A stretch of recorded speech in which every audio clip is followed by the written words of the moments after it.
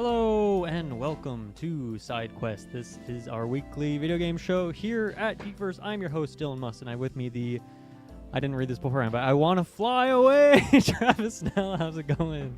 Oh, it's going good. It's a good night. I'm excited for the Sidequest, Dylan Must. It's gonna be a good time. Lights are flashing, eggnog, which has like a green hue to it, which I don't love that for you, but It's regular eggnog. It's regular. No, that's not regular. That's not right. No, that's something else. Eggnog. That's like some Luke Skywalker eggnog, which maybe we'll talk about Better some Star Wars stuff check later. the chicken. Yeah, we've got the Mila of Milas. Taylor Field, what's up, my friend? Oh, I'm here, ready. Okay, yeah, you sure are.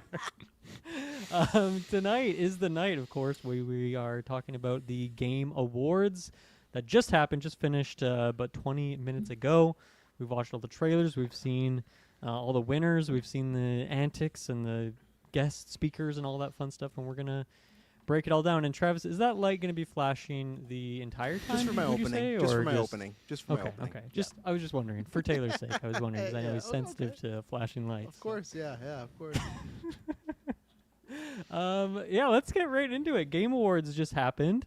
I think I want to start by talking about the categories a little bit, and then we can circle back and talk about the various announcements, of which there was plenty. But maybe I'll just get a quick temperature check before we even do that. Starting with you, Taylor, who I don't think you were really watching the show, right? You're just kind of watching some trailers and maybe tune in when you could? Keeping tabs, yeah.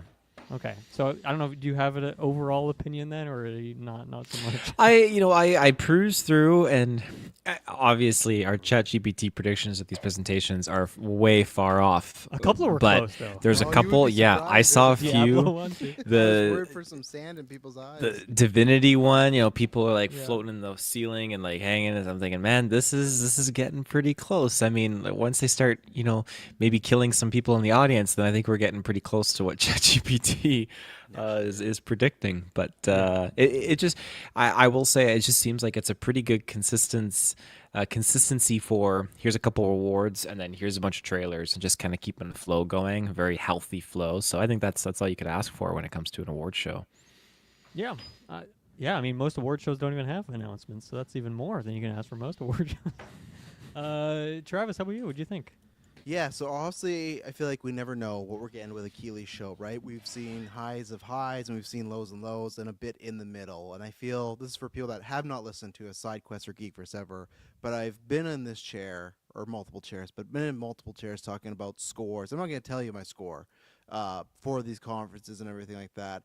And I say that I've been there before when you watch something anywhere from like a 3.5, a 4, to even a 4.5 where a good presentation – but not really any games for me, not any announcements for me.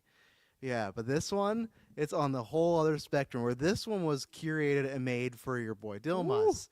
Knights of the Old Republic, pod racing, Lego Batman. In between Lego Batman was Cody Rhodes, the American Nightmare, the Tribal Chief, Roman Reigns. Throw up the ones, everybody in there, if you're listening right now. Leon Kennedy was back. James Bond with Lenny fucking Kravitz. And to top it all off, the Muppets were here. Muppets got a song number. I had a delightful time. Do I think it was a perfect show? No, I can still separate that. But it's one of those conferences where I see people like, oh, I'm jealous when you a conference that everything works for you. I'd say 95% of the things work for me here. Oh, yeah. I think there is some pacing things. I think they kind of fumbled the last 25 minutes of the show. And I think with the awards, it's interesting once we talk about the winners. But I think it was a tough year because when you get that game or project that's going to sweep stuff, it kind of makes the awards a little anticlimactic. So I wonder if that's why they went overboard on the announcements or the trailers this go around, because it's just like, well, it's just going to be kind of ho-hum, right? And yeah, there was another point I had about the awards. But, that's what I was going to say also, and this is always debate every year, but I definitely feel like this was one of those years if you want to argue between what do they value more importance, the awards or the announcements.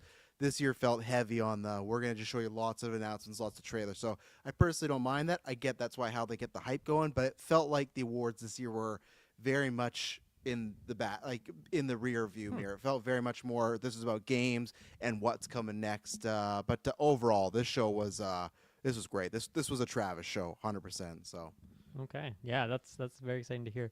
Yeah, interesting you mentioned that. Like, to me, I feel like the awards were highlighted like as much as they have been the last couple years. Like I feel like maybe about 2 years ago is when Keeley really found his formula and he's really stuck to it in terms of like, here's your chunk of ads, here's your like spam 3 awards, here's your more like prestige award, bring a guest out. And I don't know, to me this felt very by the books and nothing really surprised me, and there's nothing really that went wrong, which is good. It's always nice to see that happen. At the start of the show, the audio was desynced, but that was for like a minute, and it was like in the pre-show, which is like fine. That's kind of the point when you're expected to like screw some things up a little bit, but then they kind of recovered pretty quickly. And then, it seemed like there wasn't really any other issues.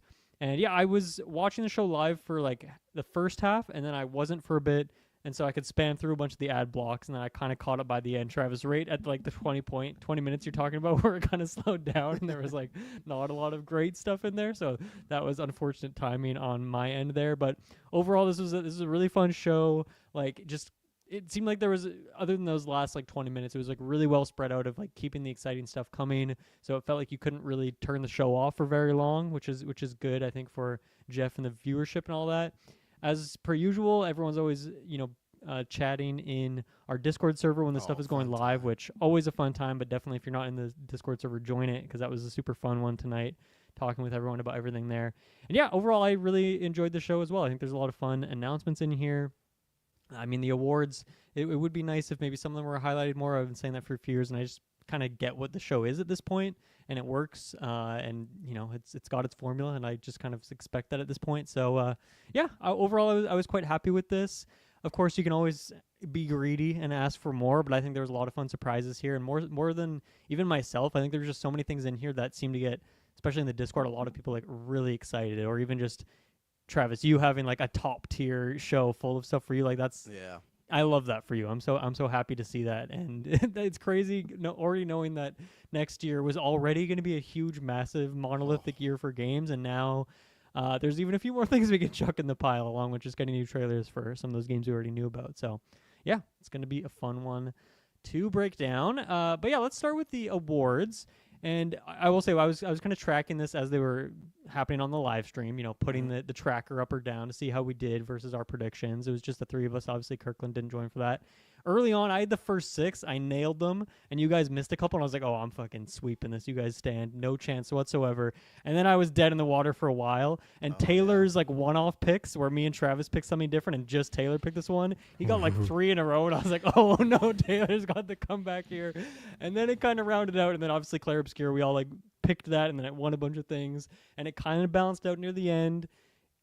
At the end of the day, Travis, you came in 3rd place with 15 correct predictions. Damn. I think the downfall for you is you didn't have any of your individual ones, like when we all predict a different game. None of those panned out for you. So that's like the time when you get ahead in a competition like this. You hate to see it. Yeah. Taylor, unfortunately, you got to bow down because you got 2nd place with 16 awards, 16 correct guesses, so 1 more than Travis, and 1 less than me. I had 17, so it was a very, very close Just a couple competition games. this year. Yeah. Dang. Oh, I'd rather lose by a lot, so damn. That sucks, but congrats on the W there. That's good. Good job. Dang. Yeah. So, let me go through this a little bit. So for the things that we all 3 guessed the exact same, there was quite a few of that was like 10 votes. So pretty much it was really just like 5, 6, or 7 votes different because we had so many things of the same. Expedition, which we all predicted, won narrative, indie, debut indie, RPG, direction, and game of the year. So we all predicted all those, and they all happened. Action adventure, we all predicted Silksong, that one there. Family, we all predicted Bonanza, that one there. Adaptation, we all predicted Last of Us, that one there. Sports racing, Mario Kart, all one there. And anticipated GTA, we all won there. So those were like, we were all tied on all 10 of those from overall. Jumping ahead, a couple Expedition 33s that Taylor didn't vote for were art and score and music, and those both obviously went to them. So me and Travis got a couple points there. Taylor, here were some of your snipes. Audio design, Battlefield.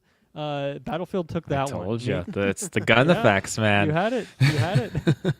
You also sniped, and I think I kind of convinced Travis out of this one, so that was maybe a difference maker. But you had Jennifer English for performance. Me and Travis ended up going for Troy Baker. Jenny. So yeah, you Oh, got I your did Jennifer have, English I point. thought I got right. See, You even when she did. You won- changed it last minute, yeah. Even when she won, I was like, "Oh, point for me! Damn it!" Go with your gut, people. Go with your gut. Taylor, you also had the Games of Impact correct with South of Midnight. Me and Travis were off on that. It's a nice job. And then best ongoing, No Man's Sky. You Oh, I also saw that had. one. Yes. Whereas me and Travis went a different direction. And then for me, the solo ones I had was Innovation and Accessibility with Doom, which I felt pretty good about that one because that one was like, I was really tossing that genre around. And then right before we did the predictions, I was like, oh yeah, it's got to be Doom because of like the way you can like slow the game down and all this stuff. I also had Uma Musume for mobile and VR AR with Midnight Walk. So those ones really put me ahead of you guys a little bit. Damn. You guys were both correct with Arc Raiders, whereas I went Split Fiction. So nice job there, Taylor, with your child there of Arc Raiders. And then Action, Taylor, you went for Battlefield again, unfortunately, but me and Travis got it correct with Hades 2. You Yeah. always go with the Game Award nominee, Taylor. Always. That does seem to be a rule. And then there was 3 categories: fighting, Fatal Fury won that. None of us guessed that. Sim Strategy went to Final Fantasy Tactics. We all guessed Civ 7, so we were off there. And then Community Support went to Baldur's Gate 3, and none of us guessed that either. So it was 3 categories that we were just blanked on. But overall, I think we all did pretty good. Yeah, no, I'd have to look.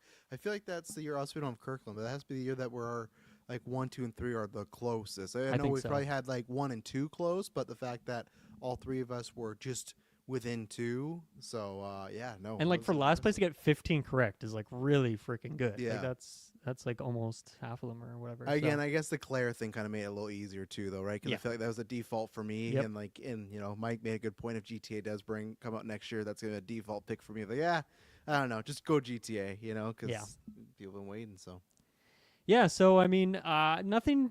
Like obviously, I got some of these wrong, so there were things that surprised me in that sense. But overall, when we're watching it, Expedition 33 took all the big ones pretty much. Again, like indie, narrative, RPG direction, and GOTY, and art and music. Like that's crazy. That just shows how that game just doesn't and performance doesn't have like a missing category. It's firing on all cylinders. So shout outs to that game. I really liked all the. Every time it won and they were on stage, which I think was 3 separate times that they were on stage to accept an award, they had someone different come up. I like Jennifer English's speech when she went to performance. I thought that one was really nice. The Game of the Year one, the narrative one, like all those were nice to see. But yeah, in the awards part of it, any surprises for you guys or any what you wanted to bring up there, or any speeches that you thought were good or anything like that?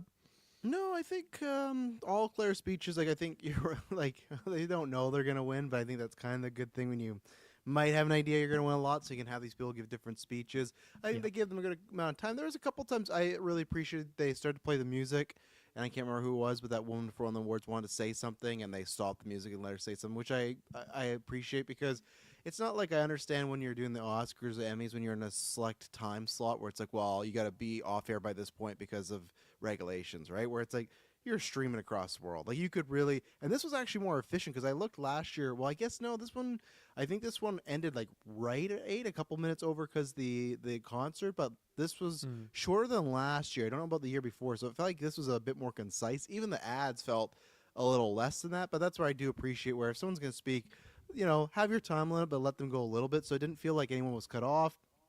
I think there was one. Yeah, I think English had a good speech. There wasn't any other speeches that like gave me like a big because I love award shows for that where you can be inspired and take something from it. I think all the speeches were just kind of good. So that's one thing I'd say. And awards, yeah, nothing too surprising here. So I almost hope that GTA gets delayed next year to the early because I do. There's 2 minds I have, right? Where it is super impressive when something comes and sweeps and just takes it all. That is a big, like you said, done attribution how great that game is. But at the same time, as a viewer, it's just almost rinse and repeat, and it's just okay. It's just Claire. It's like okay, that's fun. But I do like when there's some variety in there, and I wish you get a little bit of that. But at the same time, that's okay. Sometimes a game just comes out and takes it. So. Mm-hmm. Yeah, true. Yeah, Mike brings up the Claire Obscure music number opening was peak. It was funny to me how like obviously this game won so many awards, and I love that they had just like the same little sound cue that plays when it wins the award, which is obviously just like the main theme of the game. But I feel like they could have varied that up a little bit. Like there's so much great music in that game, just every time to have that voice coming in, woohoo, like dude, just like popping off a little bit was Yeah. was a little comical to get that over and over again. I will say it was a great performance, but the only thing I would kind of push back on like a show booking point of view is it's weird to have that opening performance and then later on you're going to get music from the game again. I almost wish there was a way to incorporate that because it almost just feels like they're showing their hand of like, hey, this game's fucking awesome and it's opening the show, and then you're going to get the music again later. So it kind of felt, as much as I liked it, a tad redundant. Or maybe say, hey, because Claire got that opening, it's not going to be in the composer montage, but just a little nitpick. So Yeah.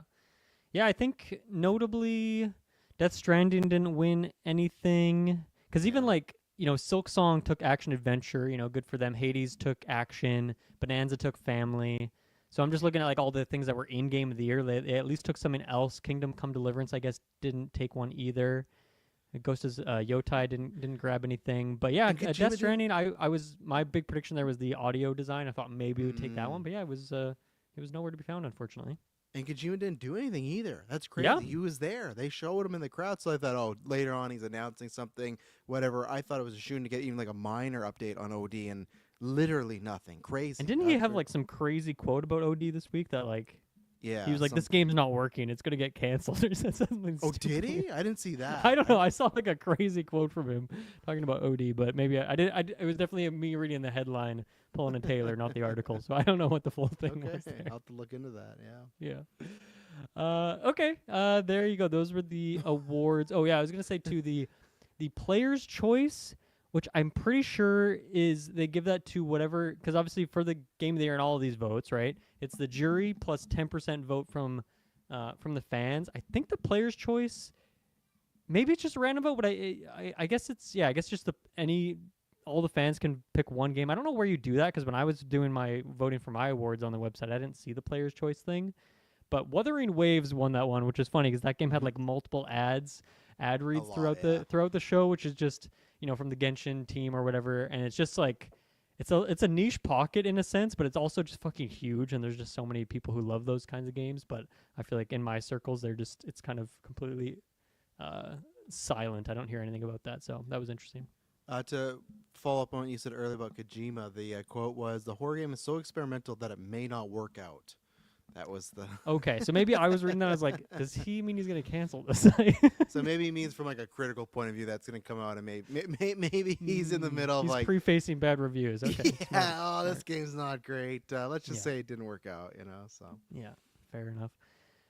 Okay, let's jump into the show, and we're gonna go with the order that is preordained. By the way, I wrote them in my notes, and of course, as usual, not gonna mention every single game in here because that would be crazy. But I want to start off with this actually. So Keeley, when he finally comes up on stage, because it starts with, I think her name's Sydney Goodman, right? And she's does like the pre-show, and then she does some awards and stuff later on. She always does a good job with that. And then hands off the reins to Keeley when the official show starts, the pre-show ends. And I really liked his message at the beginning. I mean, it was very touching. Jeff Keighley's a guy that gets a lot of shit online and from us and from me as well, admittedly, sometimes. don't Sorry, put me not in you, there. Travis, No. not you. But yeah, he had a very touching message and shared that he lost his home in the LA wildfires last year, and he lost his father early this year, and it was just a crazy year for him, a really sad year. And, just shout-outs to Keeley because he is, of course, a human, and he puts a shit ton of work into this show, and obviously people always have their criticisms, and it can never be perfect and please everyone, I don't think. But I feel like he does a really great job, and I thought this, was a very well-done show overall. So shout-outs to Keeley. Always crushing it with like a new suit look. I will say, though, did we need 3 separate Miss Piggy moments? I feel like one. You get your one. Yeah. The fact that she came out 3 separate times... No, So that's where I listen, draw the line. I'm a huge Muppet fan. It's funny, we watched Muppets Christmas Carol last week. This is when Logan, she revealed to me, she's like, I don't want to watch it. I'm like, why? You like Muppets, everything? So we start watching it. She at first was like striking, not going to watch it. And then she started to watch it. So I thought you didn't like the Muppets. She's like, well, actually, I just don't like Miss Piggy. And I go, Oh, what? that is Yeah. my guy right there. And Yes. I'm like, why? It's just her voice. She's just annoying. So it's so funny when she popped up and she kept popping up. So I will say, because I'm always every year, you can go back to every time the video game awards happen. I'm here defending the Muppets. They are culture icons. They deserve a spot. So I support Jeff Keighley here. I enjoyed it all, but even myself as a Muppet apologist, it was too much. Especially when they did the music number, I was like, oh, if you don't like the Muppets, I'm all cool with that. Okay, cool. And I give me time. I'm like sitting here, I'm getting some more eggnog. But I could be like, man, if you don't like the Muppets, this must be just dreadful. Because it went on for a good amount too. It was just like a 15, 30-second joke spot. Yeah. And so I will agree where even as myself love the Muppets, I think that was a bit too overboard, and I do get from a different time. But I can fully admit that the Muppets are not hip anymore. They're not they're not in the zeitgeist like when they're talking like, oh, we're gonna do a Miss Piggy movie with Emma Stone and Jennifer Lawrence. It's like I love those ladies, but I think that movie will bomb. Like, so I don't think people love the Muppets. So I will agree with you. As much as I love them, it was one too many steps, and the crowd wasn't really digging it either. So it just kind of felt a little awkward, and especially too that song came in the back half of the show. So I think back half is where the twisting of the ankles kind of happens. Mhm. So Yeah. Okay, moving on to some more announcements. So, the first couple things, the Free Shepherd was a game where you play as a border collie and you're shepherding around a bunch of sheep and stuff, which I actually thought looked like a really cute game. And then there was one called not Decrepid, but Decrepit, because I guess you start in like this prison and you have to break out. Weird looking horror game. I really like the look of this one though. That one went on my Steam wish list like immediately. We saw some more Pragmata, which is a game that I feel like keeps getting delayed and keeps getting announced, and then we just don't know what's going on. But they actually came out today, showed some more gameplay, which I don't know if I've really seen before, and then announced that there's a demo out today. So I feel like that's a pretty good sign for its 2026 release date, and finally get something substantial, something people can play. So that's pretty cool. I'll probably download that and check it out, see what's going on there, but looked pretty cool. And then I think the first one that really blew the roof off was maybe Bradley the Badger. Travis, do you want to explain this one? Because I think you seemed pretty into it. yeah, so obviously that's what I was gonna say. Where I caught those games that you mentioned, I did not remember because I caught like just the last 10 minutes of the pre-show. Got that, and I also want to say before. Maybe you'll bring this up a couple times, but just in case I forget, I will say that I think this is the best year they've done with the stage production. They did a lot of cool things with visuals and smoke and effects. Yep. They do that a little bit, but I feel like every year it's like one time they do it. This time there's about 3 different set pieces. We're like, okay, cool. That's where all these millions of dollars are going. But yeah, I'm in the mood. I've said before, Astro's on the list, much like you guys grew up with platformers. So I've been in the mood to try and get back in those. And I feel like we're hopefully in a mini renaissance. Like we'll talk about the game that's announced at the end of the award show. We got that. I feel like it started not the, but I feel like Ukulele is the first time I remember we're on the podcast where it was on a big game award show, because it felt like for 5+ years platforms were never on these type of shows. You would never see anything like that, or people just weren't making them. So I think it was that not only was he the Badger, but it was his weapons. Like at one point he like pulls out some sort of handgun. Now it still looked like comical, like kitty a bit in a little bit, but no, this is a game that I will at some point wishlist once I get my Steam, because planning on the Steam machine next year. So I'm excited now that I get a little less bummed now when I see these. But this looked like lots of fun. Looked like remind me of that game that I don't think's out yet. That game that you were a peanut and you'd run around and shoot things. Remember that a couple years ago? Wasn't it a like- potato? Hot No, hot he looks potato like or a something like potato. that? No, he looks like a potato. You think but about Killer Bean? Killer Bean? Yeah, is that game out? Don't think it's out yet. Yeah, okay. So just I like platformers or weird things like that have that almost childlike kitty aesthetic, but then there's just something off and weird going on. So this is one that if it reviews poorly, no, I won't be there, but I'll be keeping my eye on Bradley. So Yeah, I guess to describe it a bit more, it started out as like legally distinct ripoffs of different games, where it started out with Badgerborn and it had a very right, Bloodborne yes. look to it, and then it had, I forget what they called it, but it was like a Last of Us ripoff, and then it has Cyberpunk ripoff, and then it goes into real life, and then it's a character interacting with Evan Peters, which is revealed that like Evan Peters is now the voice of Bradley the Badger, and then the gameplay, I guess that's where I'm at with, is like I don't know, I wonder how much of this is a trippy narrative, crazy journey meta, like very meta as well, which not a lot of games do, and how much of it is like actually like a really fun platformer, and I hope it can do both of those things, because if so, seems like it could be really unique. But yeah, it was a really fun trailer, really weird. I feel like so many games just aren't funny. Like humor in games is hard to Yes. do right, but this one did get some good chuckles going on, so I like that. Evan Peters, cool. That's a fun casting for this. So yeah, I thought this was a really weird looking game. Definitely another one going on the wish list. Keeping an eye on it because it's very very unique. But yeah, what do you think of this one, Taylor? Yeah, I liked it. I thought it was really. It seemed like it's very puzzle centric, which is kind of cool. Yeah, it kind of caught me by surprise. The humor was jiving with me. I was enjoying that, and yeah, I think just the arsenal of just pulling up your little wheel and circulating between like, oh, growing big, growing small, and then having your grapple gun and just doing different things and interacting with your environment and like throwing like explosive objects at stuff. Like, it seems really really cool and.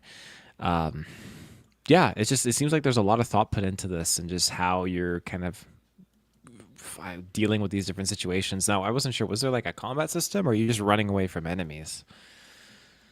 Yeah, I guess there was a few, like, especially when it was like the Bloodborne section, he was definitely doing like some attacks, but I couldn't tell if that was like almost like a pre-canned animation or if it's actually like Souls-like combat in that moment with like third-person stuff going on. So I think there will be, but maybe that'd be kind of light. I mean, one of the gameplay mechanics we did see was him transforming or like moving terrain or even transforming himself into like some weird cube thing and like climbing up a structure.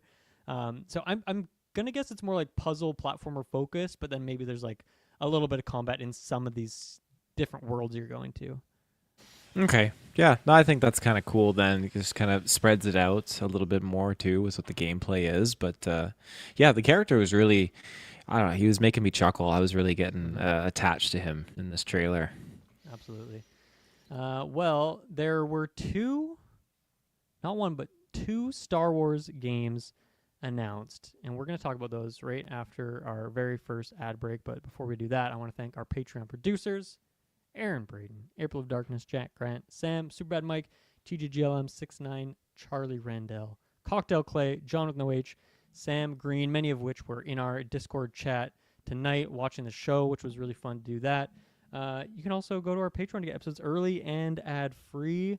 Highly recommend doing that. You get to vote on the content that we make in the future as well, such as the Christmas retro that we just did. So have fun checking out that, which was a wild Live one. now, live on the feeds now. Early, there you go, so, live yeah. now on the feeds. Perfect. Just like some of these devs coming up on the stage out today. We have a new podcast episode for you. But we have a lot to talk about, so I'll just leave it there. But yeah, check out the Patreon. It's a great place to go. And yeah, please join the Discord if you aren't in there already. It's always a great time. So with that, let's jump to our first ad break, and we will be right back. Okay, we are back.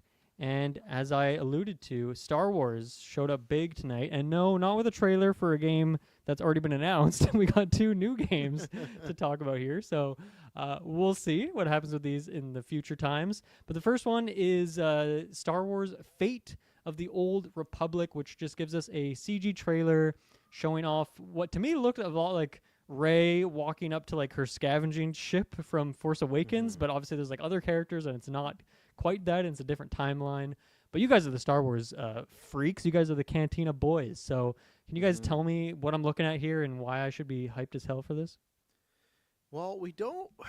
There's a lot of things we don't know yet, you know. And I'm gonna bring up one thing. And this is what we're kind of hoping people, because I've seen a bunch of debate online. There's a screenshot I want to bring up at some point. But Dylan, before you saw Rey in Episode 7, there was a character called Bastila that looked a lot like Rey, and she was the like the female lead in Knights of the Old Republic. Oh, so, cool. Okay, so that's got to be her, right?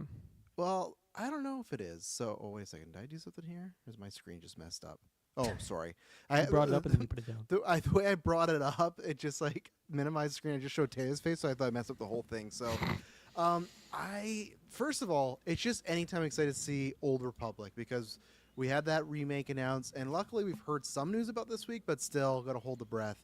We don't know what's going to happen with it, but they've confirmed that the director from the first game, and obviously the guy did the Mass Effect, I'm not sure the whole trilogy, maybe some of them, but the fact that he's back as the director, that's some good odds. It is called Fate of the Old Republic, so I'm with Clay, where I also bring up too, because I'll go to Taylor to ask. I have a screenshot here of they show these 3 characters. So that character that looks like Ray could be Bastila. To me, this droid right here, Taylor, I feel like that's looking like The HK-47 to the HK right, unit. right? Yeah. Right. And again, it could be a different Is that one. like the but Rogue One homie? No, he's a little No. different. He's a little Okay. smaller, but they're known as like assassin droids, right, Taylor? But Yes, that's yeah. it. So the reason I'm bringing these 2 up is because those are at least 2 big members of the crew in the original Knights of the Old Republic. For people that don't know, and for Dylan, they made Knights of the Old Republic, and the second one has some connections to the first game, but it's just its own story set in that its own universe. There's no different characters developer back. too. Yeah, exactly. So there's no characters back where, that female looks a lot like Bastila. That looks like HK-47. So no one said anything. No one's even said what the status of this being canonized or whatnot, but they obviously described it as a single RPG. So I don't know. I just don't know. Is it... Because you would have to assume if there is a world where those remakes are happening or that remake's happening, that's why you'd make a third game, right? As those remakes come out, you make people kind of fall in love with those, or you get people that have never played them, people that weren't even born, then boom. Because we saw a couple years ago, I know it's a much smaller scale, but I remember they did a Crash where they did the Insane trilogy, and then they made a new Crash game, right? So like the blueprint's there for studios doing it. They described it, because Maddie asked, they described it as a single-player RPG game, so obviously that could mean a lot of things, but it's not, Knights of the Old Republic Online.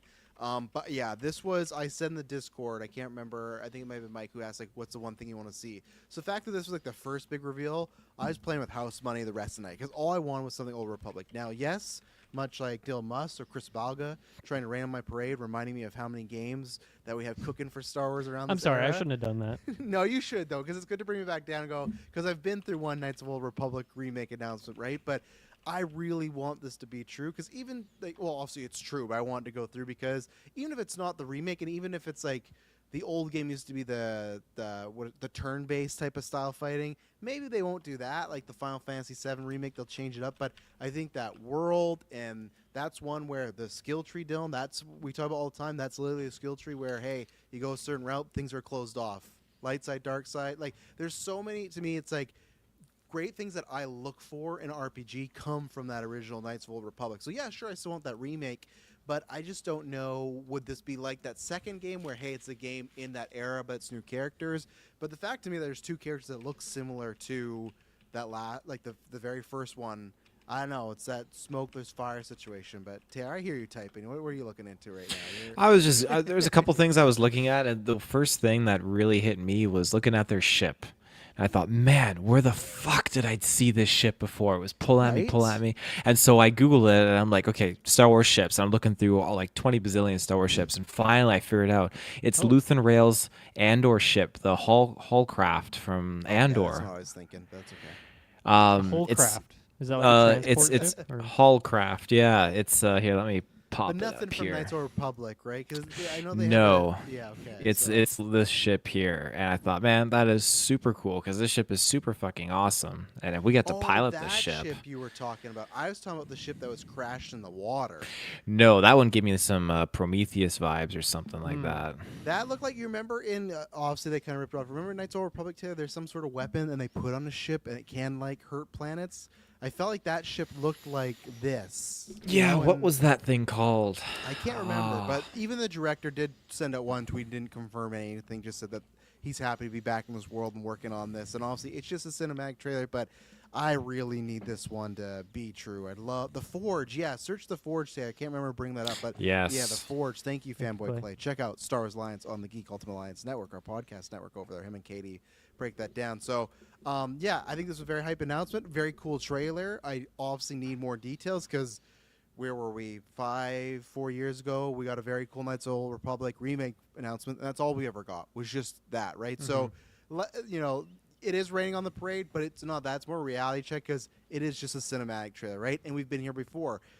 Same thing, 3 to 4 years ago, our first look at the Wonder Woman game was at the Game Awards, right? So it's like, lots of times Jeff is just going for, oh, you guys are working on that? That's cool. Can you get a trailer ready for December? Great. So that's where I really want this to be real. And in the context of getting an actual proper sequel, Knights of the Old Republic, I think there's tons of potential. It's just, can this happen? I don't know. And I think it has a lot of weight on its shoulders as well as being a follow-up. But I was very excited by this, and I'm just crossing every finger and toe I can, you know?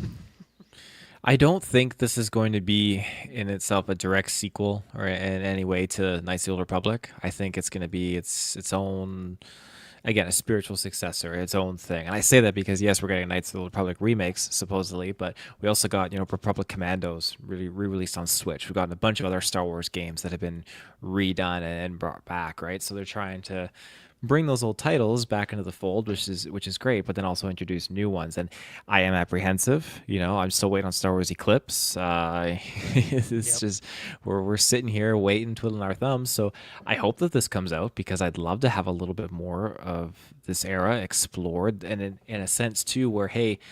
I know, we'll say what you want about canon, but I would love to see a game designed in the Old Republic era that actually incorporates the elements of the future or the elements of the universe that has been created and given to us right now. I think for me, that gets me really excited. So it's something that it would be really, really nice to dabble into. And but still as lightsaber too, wasn't it? I mean, I guess you could change it really, but wasn't it always like gold? Wasn't that her like staple? Or Well, yellow but you could crystal? change it because remember, minor spoilers for the game.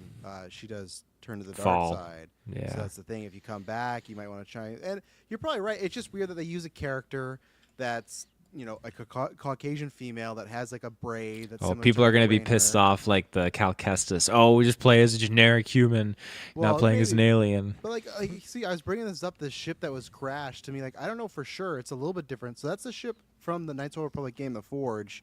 And that is the ship in the trailer. I don't know if I can like make it look. It's more but like you a see- prong, like a pointy thing. Yeah, but if it crashes, Could be. some new edges form, So I know I just found it, and I don't know. Maybe it's just they're just using similar iconography, like that character, like the droid. I just found it odd that there was a character that looked like one of the main characters, and there's a droid that looked like one of the main characters. I thought that was very suspicious to put those two things in, but maybe it's just hey, people like this aesthetic. Let's go with it, Taylor, if you had your way, would you want this to be Basilia as a Bastila. protagonist? Bastilla. I would really like it because if you say that's her, then I think it automatically just brings into the fold the characters that are affiliated with her. So that's what gets me excited. The reason I'm going to push back on it not being the Forge is because it seems like they're clearly there dealing with something, dealing with whatever alien this is inside that ship. Now I'm just. Is it Drengir? I doubt it, but hey, I wouldn't put it past them to be throwing in the Drengir in there that you're dealing with, which would be pretty freaking cool. I think at the same time, I was getting that conflicting kind of energy from her where, okay, you see her and it just feels very much, okay, Jedi, but even after she ignites her lightsaber and it's blue, you feel like, okay, she's not exhibiting the facial expressions of a Jedi. She feels like she's got some dark side going on in her too. So I feel like, again, that's playing at the both sides kind of a thing. But whatever alien that was inside that ship, yeah, I'm very interested. Mm-hmm. Anything else on Fate of the Old Republic at this point in time? Did they drop a year? I don't think so. No, that's why we're still a little bit off. And yeah, the director did use the word spiritual successor, so I don't know what that means as far as anything like this. So, I think to Clay's point, because in the original two games he's asking about the character you play as, I think it would be similar where you play as your own unique character and you got the attributes. So that's why to me it's just. I'd have to go back and watch the Knights of Old Republic trailers, but I think it was all about the characters around. They didn't show a main character because you were that main character. Right. So that's why some of these characters were like, oh, they're similar. But even if it's not, even if it is just in that world and it is just, hey, we're picking out new characters in a similar fashion, again, an RPG should be about choice. And to me, the two things, well, at least for me, it should be. And either the two ways you do that are a character making choices, story-wise decision that can really impact what happens to characters or the story, or it should be very character-driven where that's the perfect game to do it. In a world where you're deciding if you're a light Jedi or a dark side user, like that the Star Wars world is built for choice. Like that was the best thing in that game where it's like literally if you help somebody, you get their money, and it's like, oh, I'm not going to take that. I'm taking that money back, and you can see your dark side bar go a little more to the right and stuff, or to the left, I guess. But yeah, no, I really need to also for the side quests. I need them to get these ducks in a row because like is this remake happening? Because if this game's coming out no remake, then it's okay. Well, let's retro that first game, right? But if that remake's happening, so I just need Star Wars to tell us as content creators what's going on. So, because I have Knights of the Republic download on my Xbox, but I refuse to touch it because that remake might come out. So it's like I just want to know already, so we can start planning this out and talk about these casts, you know. So that makes sense. Well, something that's a bit more right ahead of us here is the other Star Wars game, Star Wars Galactic Racer, which is like a new pod racing game coming out next year apparently. And compared to like the old N64 pod racers, this looks a lot darker and grittier. It's like nighttime when we get this trailer going on. But I feel like Sebulba is one of the iconic characters from those OG ones, and right at the end of the trailer, Sebulba or a Sebulba looking guy is like popping up here. So I feel like that it's Sebulba. Well, I guess, but I think it's supposed to be Sebulba. Sebulba. So it's yeah, him. I assume so, but it could just be his brother or something. But yeah, what'd you guys think of this? I did not see a new pod racing game coming, but hey, we're getting one. Yeah, it's funny you mentioned that pod racing game because that's one that I downloaded. I've been playing it intermittently, not like The frequently. N64 one? Yeah, because Oh, it's on Xbox Games Pass, and so I popped it on a few times and I've been playing it over the past little bit. I haven't tapped into it for a few months, but it's a good time. And so this completely caught me off guard, but I am so on board for it. I love it and I'm hoping that it's a little bit more pod racery than just speeder bikes, but I'm there for it. I remember I think it was like Star Wars Rogue Squadron 3 on GameCube or something like that. They have like speeder bike chases, which is like your eyes just fucking melt because playing a game like that on GameCube it was just brutal. But I'm always there for the Star Wars racing games. I love that stuff so much. I'm always there for ships, and this is just, I get to go fast, get to be speed, and oh man, I can't wait to just get like, if it's like a Need for Speed style, like just upgrading your ship and your speeder and just decking it out with all these specific mods and customizations to give you the edge, and like doing drifts and just like seeing what the courses are like, and oh my gosh, I'm there. And just Sebulba, oh my goodness. And even it's cool too because this is obviously a post episode 6 racing game for just whatever small story they're going to throw in there, which is also How did you pick that up? Jakku with the down Star Destroyers. I'm just on that one map. Yeah. And plus, Sebulba's looking super aged, so that just gets me jazzed. Kicking, hey? So that means He is. How come we didn't see pod racing in any of the sequel trilogy movies, Taylor? It's still kicking. That's a good question. Oh, they just didn't want to touch. They didn't want to tap on it. It's a pretty touch dire upon time in the universe, I think. In that Yeah, I regard. guess so. Yeah, people don't have money to spare. But yeah, I guess I'm so curious on, is it just multiplayer stuff? If it is, there's a campaign, career mode, like what it is. Who are the people? I really hope they go like balls to the wall and not just be like, okay, we got Sebulba and a couple of aliens. No, I want like an unlockable character to be like young Anakin Skywalker. Like people that have raced but still don't just be like, well, it's set after episode 6, so we're only going with some aliens that would be around. Like, no, have That's some a good fun point. with It doesn't seem as goofy in that way, No. like a Sonic Racing Cross Worlds or Yeah. whatever. And who knows what that N64 one was, which that was the last time, I can't remember the year of it we played it, but the second time Dylan won the Geek for Scotland tournament it was it was him and Jessica in the finals in this span and got that N64 one. And poor Jessica, there's another person like myself. Jessica got to the finals because she did some good betting, got there and had to play Dylan in that game, and it did not go well for her. But so check out, that is somewhere on the feeds. But so that's what my mind went to right away though, was whether it's Taylor or myself, if it's reviewed good enough and it has good multiplayer, this is easily a Gauntlet Cup game. I cannot year. wait to play that game on the Yes. 24-hour stream. Yeah. Yeah, it's like there's so many things that when they pop up on these Summer Game Awards, video games, whatever it be, it's like, oh, this is perfect for a stream or the 24-hour stream or the Geek for Scotland. So look out, you'll see that in the cup. It'll be in the pool of games for sure. I'm gonna add after this is done. But I hope it's fun. I think we could have like some really good moments with that. So I hope it's a good time, and I also hope it's not a full price game unless it's just like a massive racing game. I think this is one of those you could go for like a Canadian 40 to 60. That's what I would like to see. I just don't know in this, which we'll talk about a lot in this year coming out, 2026, and that's if GTA comes out. There are so many games coming out.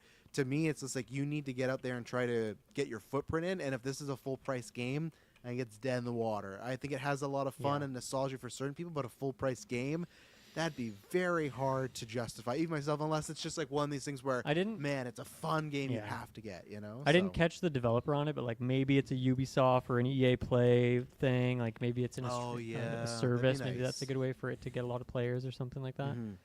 Yeah, but I just wonder, compared to those old games and limitations of the hardware, like I wonder how many racers you're gonna get in this. Hopefully, like the way like even Mario Kart World is like, oh yeah, we're going up to freaking 32 people, just like a ton of, or Yeah. 24, I guess. Yeah, 24. Like I hope pod racing does this something like that as well. Just a ton of racers, like F-Zero style. Just chuck like 30 people in there and have people blowing up left and right. That would be really cool.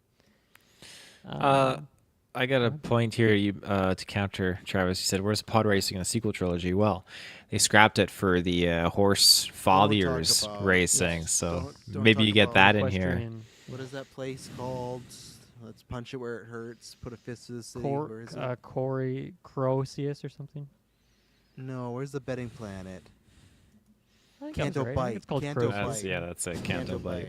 Yeah, this character says she wants to fight by using love, but then also put a whole fist to the universe. I digress. I just had one more thing back because there's a semi-press release for Fate of Old Republic. Did you have anything else on these games, guys? Mm-mm. The only thing that was it's just a bunch of jargon of like him saying like, oh, throughout my 2 decades working on Star Wars games, I have been fortunate to firsthand, blah, blah, blah. But it said in this thing, although, and I think this is coming from StarWars.com, although Fate of the Old Republic is not a direct sequel or continuation, is being built by the people who helped shape that legacy.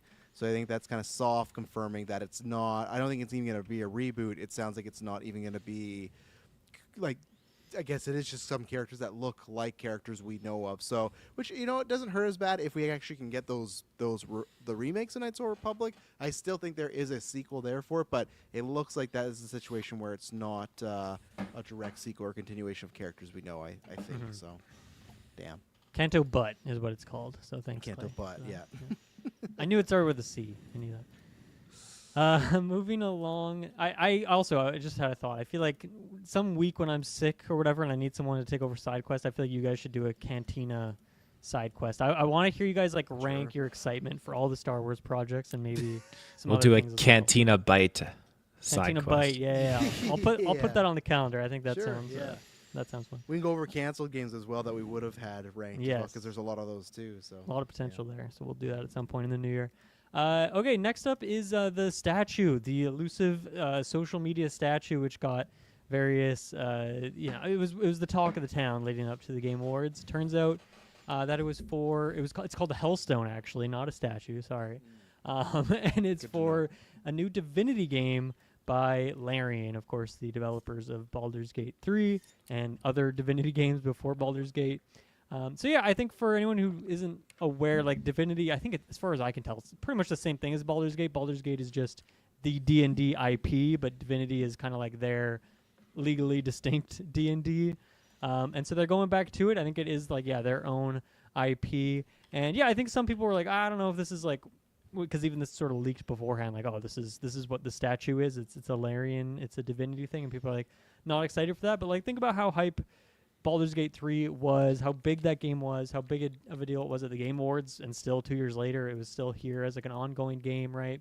yeah. So I think it's worthy of a big hype moment. And this also does seem like kind of too soon, but also it's good to remember that Baldur's Gate 3 was like an early access game that was in development for years and years and years and had like playtest, like people playing it on Steam, giving them feedback, and that's what led to it being such a good game, is because they had so much feedback from players. So that's why I think they announced this so early. Is my guess is, I mean, it'll probably still be a couple years away, but I'm guessing this game will be an early access thing as well, where they'll kind of build up the game over a couple of years before they finally 1.0 launch it, and then it wins a bunch of Game Awards again. I feel like is maybe the thing here. So pretty crazy trailer though, like very dark. And Travis, you can speak on that because your kids were kind of in the room when this trailer was going on. They were fully watching. They were locked into the Game Awards, and it was getting dark enough, and there was getting kind of some scary stuff. The gore wasn't bugging them too much, but then there was some scary stuff going on, so I was like looking away and everything, and then kind of stopped them and go back, and then just smash cut to some guy getting ridden by a girl, some guy laying on top of a girl and doing stuff. I was like, oh man,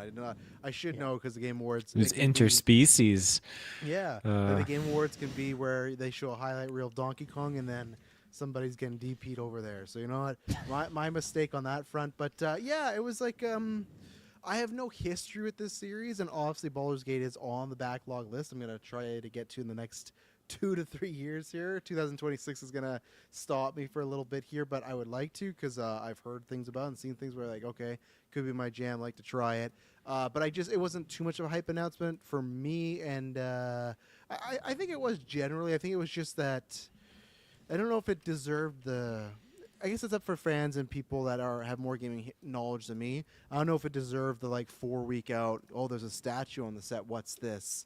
You know, I felt like it was maybe could have been a bigger franchise or something that was a new IP but was from a big developer. But I guess it's still one where they return to their roots, and it is like you said for the history of the Game Awards is a big idea or a big moment because those people just made a very great game for them a couple years ago, right? And that got a lot of the chutzpah. So, yeah, no, it was still a cool, very good trailer, though. I'll say that. So, Yeah, absolutely.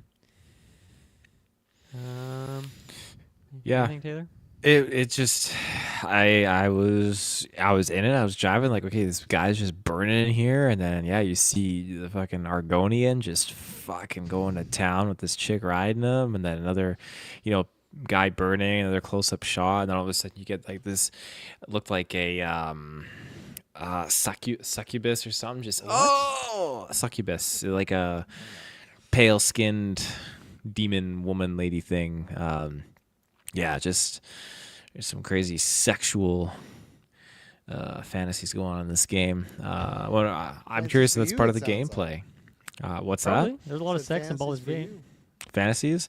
I mean, I always want to be an Argonian. I always like the Argonian species, but yeah, there you go. Interesting game, and I mean, clearly remember not you Elder can fuck Scrolls. a bear in Baldur's Gate, Taylor. So I'm sure you can do all the fucking. Oh, that's things there. right. That's right.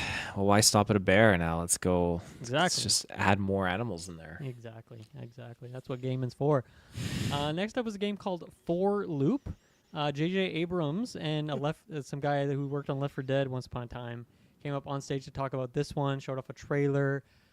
It looked so much like a Redfall, which is obviously not a good look for how much that game ate shit when it came out. I like Redfall for what it's worth a little bit. So, but no, this was not my jam, and I don't know. I just feel like JJ. I don't know what this guy's been doing for the last 7 years, but he's up to some interesting stuff. That's for sure. Yeah, he just continues to find ways to funnel money and take money and stuff. Because, yeah, they announced, I think we got the press release like earlier this week that Bad Robot was going in the gaming division. But, yeah, since Rise of Skywalker, he's not been up to much. And, yeah, this game didn't look like it either because I thought, oh, maybe he had this great game showcase. But, oh, okay, not doing much on the movie side, but maybe he's pivoting. Maybe he's found, a new lease on life here. But, no, this definitely just felt like a moment like, well, J.J. Abrams is of some note. Let's put him on stage. Gets a moment. That's all right. But I don't. I don't foresee myself playing this game. I don't foresee us really talking about this game ever again. So it's kind of just a fart cloud. Yeah, for sure. I'll jump us over to next game, On Toast, which is coming out next year. This is from Frictional Games, who did Soma and did do the Amnesia games, and this seems kind of closer to the Soma realm of things. It's another sci-fi game for them, even though Amnesia is more. I don't even know if you'd call it fantasy. I guess it's just like modern day, but you're in like prisons and shit. But their last one was like in World War II or something like that, which I really liked. Amnesia: The Bunker, their most recent game, was really good. So I'm pretty excited for this. I have not played Soma. That's definitely a blind spot for me in terms of that studio and that genre. I know Kirkland's a big fan of that one. But yeah, I thought this looked really good. You got Stellan Skarsgård in there. So it's kind of a interesting jump up for them in terms of, I feel like they haven't really had big actors or like really big characters in their games from at least what I've played. So this seems like a different direction. But I thought it looked really good too, like visually, just a real step up from some of their previous stuff. And yeah, I just feel like they haven't really done sci-fi in a while. So this is pretty cool. I'm very excited for this one. This is one of my more excited games from this showcase overall, I think. Yeah, I think this is one I'm going to keep my eye out. At first, I know it wasn't this, but it had just even some aesthetic stuff similar to Prey. Not exactly, but just kind of the feeling Yeah, a little definitely. like a little off kilter. Some of sci-fi elements. So yeah, I think this is one that I'll wait to hear what you think about or others. It did interest me, but again, next year, lots of games to pick from. If it's any in that sphere, it might be one that waits. But maybe that's a game like Prey that I picked up years later for like 20, $15 or whatever, right? So maybe it's something like that where I hear good things and it goes on a list. But yeah, it was fun time, and I liked hearing Stone at the Game Awards. So. Mm-hmm. Mm-hmm. Taylor, do you have any interest in this? I feel like this is somewhere crossing some genres of things you're into. I'm interested, but I'm kind of with you, Travis, where the list is growing a lot. But I'm curious in the sense, JJ, I did not realize he wasn't up to anything since Star Wars. So, and I had no idea that his company is actually diving into the video game realm either. Yeah, we'll see. We'll see if they truly are or if it's just vapor. Resident Evil. I don't know. You're not gonna let him go, but you're not blowing What? past that. You're talking about the game we just previously talked about, and then Dylan set you up for a different game to talk about, right? The Onos game and the JJ game, those are two different ones, right? Are They they? are. They are. Oh, They are. I did not catch that transition. There's a lot of trailers, and I know Taylor's coming in hot, so it's fine. We'll give it a pass on it. I just before listeners thought they were going crazy, So I'll tell you what, though. J.J. Abrams did not produce Resident Evil Requiem, as far as I know, which is a game that we already knew about. Obviously, it's coming out February 27th, very soon. The leaks were true, and Leon S. Kennedy is in this game.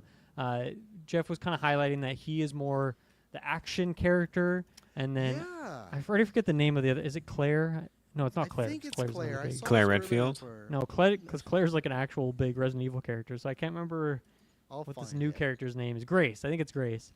And I guess she'll be more like stealthy and stuff. So we'll see how that goes. I guess that to me, I take that as like you're going to switch between them in the story rather than picking them at Yeah. like the beginning of the game and having different playthroughs. So yeah, the game has two protagonists. Leon is action focused, and Grace's side will be story driven focused. So obviously, like you said, Okay. stealth. But yeah, sorry, I don't want to cut you off, but that's what they said. No, that's interesting. I'm really curious how that goes because yeah, like the recent games have had some time, not with 7 or 8, but other games you've got to like pick your character at the beginning and then you get like separate playthroughs or like mostly the same playthrough but like a couple small little differences and then there's replay value there, but this does not seem like that's what they're doing here. Seems like you're going to switch between these characters, I assume. So I don't know. Yeah, a little bit of a different direction. Leon, it's been I guess he was in 6, right? I think, and that was about a decade ago. Obviously, he's been in a bunch of remakes recently, so it's not like he's been Yes. away for too long. But cool to see him. Although I got to say, his beard was not looking good, and I don't know. I did not like that. So I'm hoping it was weird YouTube compression was not able to capture the small details of the hairs on his face, but shave that thing off, buddy. Hopefully, there's a skin that he has where you can get rid of that thing. Yeah, this was. This game is just putting me in such a hard spot. I really need to like sit down and plan out next year because next year's big, and I definitely wrote this off and like not getting it. And I knew that this Leon Kennedy thing's like the worst kept secret in gaming history, right? Because it's like the second this game was announced, I think there was some Easter egg where it's like, oh, Leon's in this, and then it was around summertime that I don't know if you heard about this, Dylan, but an IGN employee accidentally said like, oh, and then when you play as Leon, like, and they had like like seen behind closed doors or something, and then everyone else's face on the panel kind of like looked like they were about to throw up, and then they kind of walked it back like, oh, like if you did, but it was like, okay, you've definitely seen something. Okay. I missed And that. then That's earlier fine. this week, yeah, a bunch of art comes out that's Leon Kennedy with the beard. So I was avoiding that hype wave, right? I was like, okay, because I've told you guys before on this show that what I want to do because I have 3 and 4 got the remakes, right? I mean, 2, 3, 4, 1 got a remake at some point. Yeah, like one got remaster. I'm fine to leave 1 in the dust. So I think 3 and 4 is the most recent remakes that I have those purchased, and then I still got Resident Evil 8 because I played 7, didn't get around to it. So I was like, you know what, 9's coming out. That's okay. I don't need to enjoy that or play that because if I want to, I'm going to play through these ones first, a bit shorter, and get there. There is something that took me back to playing Resident Evil 4 on PS2 when they show the back shots. Don't be dirty people, but the back shots of Leon Kennedy shooting people and doing action. I was like, man, that took me back to when I was like a 12, 10-year-old kid. I was just like, man, I don't want. I don't know the time, but like, there's like a world where I hope that people say, "Oh, this game's just fine." Because if this is one of these games where, and I don't, and I can't. Luckily, if people just love the game, I can't buy it right away because I want to play through even 8. But still, I wanted to kind of refresh myself and go back and play some of the journeys with those ones. But yeah, this I think this is what we talked about, Dylan, when this game got revealed. I think even this thing with Grace and Leon, it feels like the perfect combination of Resident Evil, because with 7 and 8, they were kind of slicing out a new territory for Resident Evil games, and I think that helped revive them. But then you have tons of people that loved that side, the government stories and Leon and the shooting and the action. I think that I love that Grace, it is, I feel like that'll be more like 7 and 8 gameplay style Resident Evil, and then the Leon stuff will be like the 2 to 4 Resident Evil. So I honestly think this has like a good chance of people ranking this as like their favorite Resident Evil game. Obviously, Wow. Leon coming back is big storyline stuff, but I just feel like if you're someone like myself that grew up with one generation and then liked the other generation later, this has the bones to be something perfect. Can they stick the landing? That's to be seen. But when I heard that, I'm like, oh, that's perfect. And even then, I think in between, since the last time we talked about, so at least you and me talked about Sidequest, they announced that they'll have like the first-person view and third-person view. So again, I loved that first-person view in the last Resident Evil game. So it's like, it just feels like they're just scratching every itch right now. So it feels like I'm gonna have a big case of FOMO in February, but I don't know, we'll see. But this looked great. I think marketing, everything has been top-notch for Requiem. I think they've hit it out of the park. So. Mm-hmm. Absolutely. Any thoughts on that one, Taylor? I mean, I played the back shots. I played a bunch of 7, and I really liked it. Again, that's the one where I played in VR, and I just got sick. But I really wanted to play Village, and it's still on my itinerary to get around to trying. What's that game going for nowadays? You know, because I've been waiting for a sale. I'm sure. Like, if it's not on sale right now, Boxing Day, you'll get a sale on it for sure. It's been out for a I while, like too, calling think. a backlog an itinerary. I'm gonna steal that from you, Taylor. Yeah, go for it. It's all yours. Yeah, so this is one that I would like to inquire with. I don't know the story at all. I mean, if we're talking about the Mila movies, fuck, I can tell you that story all day. But games, we're not talking about the no, movies. no, I'm definitely out of tune with the games and the story going on here. So, but it's still, again, the games, these look really, really awesome. Yeah. This looks like a Nice. fake ad. I'm getting an ad from Xbox.com for a PlayStation 4 version of Village for $12. That doesn't look right. It could be, man. Those games go on sale. But it was for at sure. Xbox.com selling a PS4 version. So I'm trying to find it. Right now, That sounds sus for sure. that's Yeah. what I mean. That was the ad when I searched for like Resident Evil Village. You know, I was just trying to get a price because I saw like $51 dollars on. It looks. I've seen. So it looks like it's somewhere between like the 40 mark. So still, about Yeah. 40ish. So maybe, but I just got other games. But yeah, maybe. So Yeah. But who knows? I guess what is it? Boxing Day is coming up, so you never know, Taylor. Yep. So. Yep. Okay. Next up, I think this one might just be a me one, but we got Order of the Sinking Star, which I believe they said was from the developer of The Witness, and I can't remember his name right now, but he's a big indie game guy. This game looked really cool. It's a classic like Sokoban game or like a block pusher game. But then at some point they kind of zoom the camera out and you see that all these little puzzle rooms that you've been in are all connected on this huge interconnected map. And it seems like there's kind of 4 quadrants you can go into as well. So I'm guessing you can kind of start chipping away at this, like, obviously there's individual level puzzles, but then there's like a greater world puzzle and getting through it. And it seems like you can kind of start from 4 different areas and then maybe work your way through, go through different zones, learn different mechanics. But then there's like, it seems like there's individual characters too that have different abilities. Some of them are like teleporting through walls. Some are like shooting stuff. And I don't know. It seems crazy. Seems really cool. I like the art style. I think it looks really fun. It's kind of feels like it's very inspired by Steven's Sausage Roll. I don't know if you guys have heard of that one, but it's like an indie game like this. But it has that same situation where individual little puzzle rooms, but then at some point it's like, whoa, this is like one huge world map actually that I've been solving this whole time. So there's a few puzzle games that have been doing that lately. Cocoon sort of did something like that as well, whereas kind of one continuous world. So I really like the look of this one. This one's definitely high on the wish list now for me for next year. We'll see when that one comes out. Nice. And then I'll jump over to Control Resonant. This is coming out apparently next year. I wrote it in my notes. Is that true? Remedy just pumping Yes. games out. That is I was insane. so mad. Because I had the perfect like. I'm not gone far. I played like just 10 minutes of it, and I had to stop. But I've literally started my Alan Wake 2 thing, and that was my plan to do Alan Wake. There's a couple other games next Sidequest I'm going to talk about that maybe moved up in the backlog or their itinerary, but I'm not going to say that because I'm going to fucked up that word multiple times.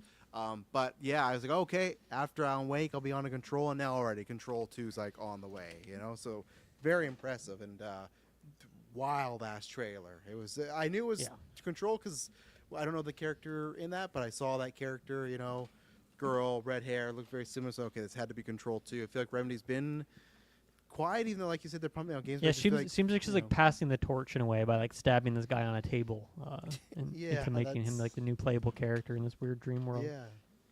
Yeah, the setting seems a lot different. Obviously, almost the entirety of Control takes place in the building that I can't remember the name of, but you're like inside, generally speaking, going deeper into this crazy place. And this, seems like just even the setting, being out in the streets, seeing this world. Even, the character emerging from a subway is like, okay, you do this in Alan Wake too all the time. You're always coming out of subways and stuff. So I was wondering what was happening there because I've just seen a bit of that. And even at first, the guy was looking like, before they showed like a full shot of his face, it was a guy with a little scruff and like dark black hair. I was like, okay, what are they doing? Because I know supposedly Alan Wake 2 has some connections to Control. So it's like, well, it does. And they're pretty overt with that now because one of the DLCs for Alan Wake 2 was a DLC where you play as Jesse from Control in the game. So they've been circling that. Like they've always said that they're in the same world, but it was like, okay, there's like a couple notes in Control that connect to something in Alan Wake. Then it got very overt with Alan Wake 2, and now it seems like maybe that connection's even greater. Even like the bit of this character's design to me looked like some stuff from Alan Wake 2. So yeah, I feel like they're really connecting those things now, which is like a fun way to build it up over Alan Wake 1 came out so long ago, so really taking a long time to like stitch these things together I think is pretty cool. And yeah, crazy trailer, has a lot of the trippy Inception type scenes of the worlds flipping. It has like things like freezing in real time. I love the guy's weapons where it's pretty much just like two little, I don't know, steel sticks or something, but you can kind of click them together, pull them apart, or like extend them. Really just weird design, simple but weird design, and kind of fits with like the I forget the name of the pistol that was in Control, but like just the weapon design is so good and interesting in Remedy stuff. So yeah, I loved Alan Wake 2, one of my favorite games of that year. Still never actually rolled credits on Control. Probably put like 10-15 hours into it, so I'll probably have to do that at some point before this comes out. But yeah, I mean, just crazy trailer. There's a couple things that obviously make it look like Control, but just so different. And I think that's what I love about Remedy is they don't really just do the same thing over and over again. They really, even Alan Wake 1 to 2, like very different kind of experiences. So they don't like to just repeat what they've done before. Yeah, and even that's why I love, like, it's using the same concept of the previous games, like Alan Wake 1 to 2 and then Control to this.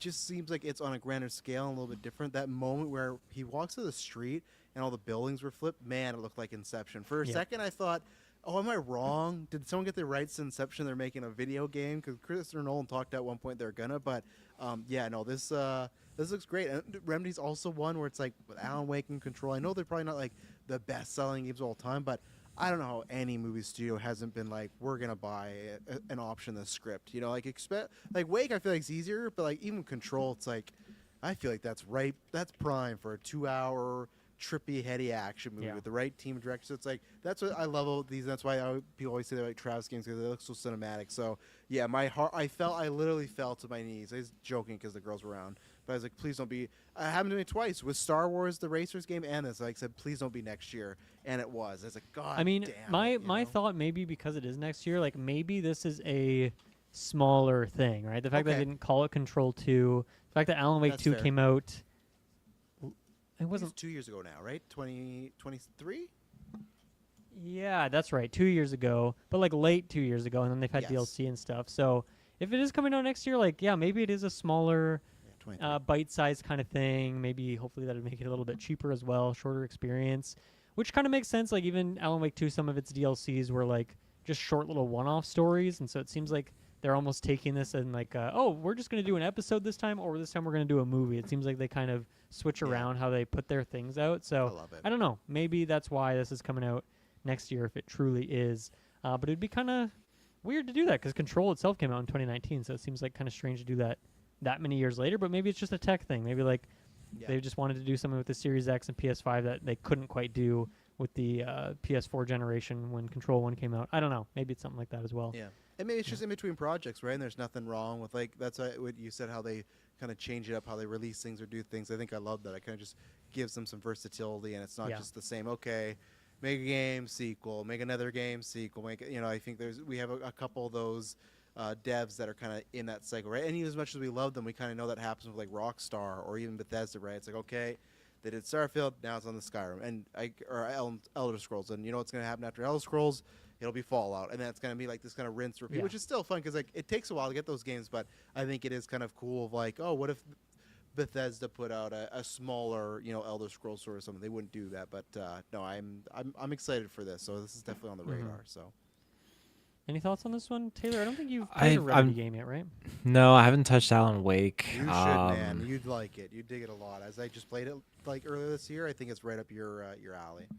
Yeah, again, that's another one that I wanted to try because it looks supernatural. I'm assuming I don't know really anything about it, but I think it's just the only thing I know. A guy's wife disappears and supernatural aspect, but yeah, no, it's definitely one that's interested me. I remember when that first Control had come out, but I don't remember. Like I know I never played it.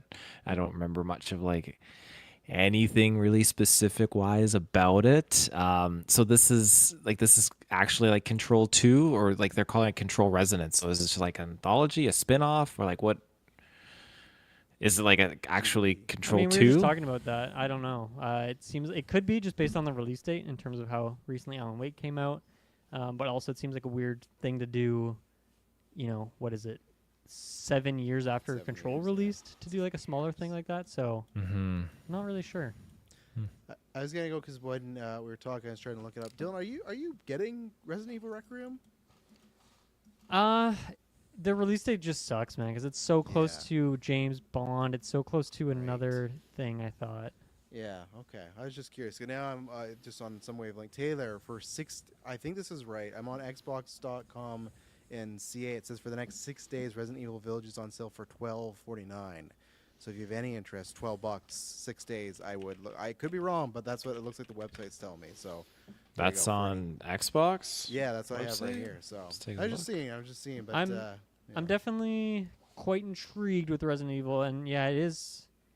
Actually, it's like a month before 007, so. There's some time. Okay, maybe we'll talk. Maybe because it's $12. And I think Deus Ex remaster, I was maybe interested in that. That got delayed. Yeah, So it did, yeah. there's a world. There's a world where I want to get Resident Evil. Maybe It's looking just, back, think- maybe I'll shift some things because that if you want to get it, I would buy it probably because I would love to do that review. So. yeah. Do you think there's a chance that it could end up on Games Pass pretty quick? Because Games Pass has all the other Resident Evils, does it not? They got a pretty Like, you mean good just selection. specifically And now it's more eight? expensive to get Game Pass for a month than it Mhm. is to buy. Well, that's true, Taylor. Requiem Yeah, or you, Resident Evil Village. Just get the Phil- $22 Game Pass card on Amazon, and you're all This is set. still cheaper though. This is $12. Oh, for Yeah, this what's one, the yeah. But I thought you were talking about Requiem. No, that'll be not for a That would bit. take years. And I also think Ah. I think they know what they got cooking. I think the Leon Kennedy, I think they know we can wait a little longer before we put this on a Games Pass or a sale because I think they know the fan base they've been asking for this guy for quite a while, So I think I think just even the last one, Village, sold better than what was it Biohazard, right? Technically the name, right? Resident Village Evil was the Biohazard? best selling in the series, I think, right? Yeah, so that's where it's like they're on an uphill battle or uphill swing right now. So okay, Yeah. we'll see. TBD. I'm getting a $9.99 price tag. Was your $12 with tax and everything? Maybe even then, that's getting better. That's great. We'll update you next week. Get it. Okay, I missed this part of the stream actually. Travis, can you explain to me the Street Fighter thing? Do you want me to? Pretty much. I don't know. You seemed super hyped on it, so I feel like The probably- only reason I typed on is because wrestlers are there. So my second favorite wrestler right now, my favorite wrestler in WWE, Cody Rhodes. He was there. He's playing a character, and then Who is Roman he playing? Reigns. He's playing. I don't fucking know, man. I'm sorry. I don't know. I'm not. he a playing Street Fighter Guile? guy. Yeah, he's playing Guile. He has the white hair. like the white flat top and everything like Yes, that. that's Guile. Yeah, yeah. I'll screen share. They released the images of a couple people for them, but yeah. Here I got the whole kit and caboodle of every character. Here we go, right there. So look at that. Look at all these characters for Street Fighter. They just came out. So one person came out, and then just like another person would come out, another person would come out, another person. So they kind of made this joke about it, and it was getting hyper and hyper. 50 Cent did not appear, so that's the only buddy that did not come there. But yeah, he's Guile, and then the other one, Akuma there, two down, is Roman Reigns. He's also a popular WWE wrestler. And in real life, they have like what they call in the business heat. So the fact that they had to promote this together was kind of funny because they apparently don't really get along. So for us in the wrestling Discord and video game Discord, it was tons of fun. But yeah, they just came out and they showed a teaser trailer which looked, I don't know, this looks like just such a janky, weird movie, but it looks like it's going to be one of those so bad it's good type of affairs. I have no interest in Street Fighter, but because there's 3 wrestlers, also the big guy there with the orange hair, that's Jason Momoa, that Hulk-like looking guy. Right. That's Jason Momoa. They came out, Andrew Schultz did this moment too that got the crowd where he said that, and to make a moment, the Mortal Kombat 2 crowd's here, or the cast is here, and they're going to come out. And he paused for 5 seconds. He's like, we're just kidding. They don't care about you.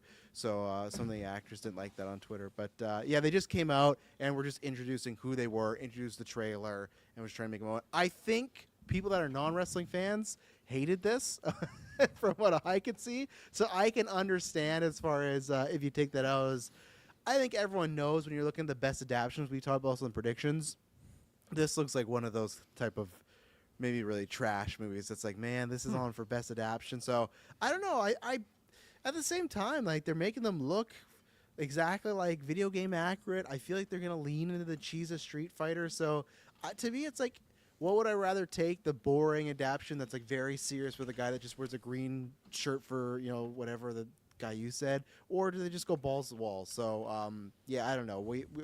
There'll be a review on this somewhere, whether it's on the Geekverse feed or the Gimmick feed, one way or another. So. But it looks bad. Taylor, I feel like you see a lot of these video game movies that maybe aren't of the highest quality. So are you seeing anything?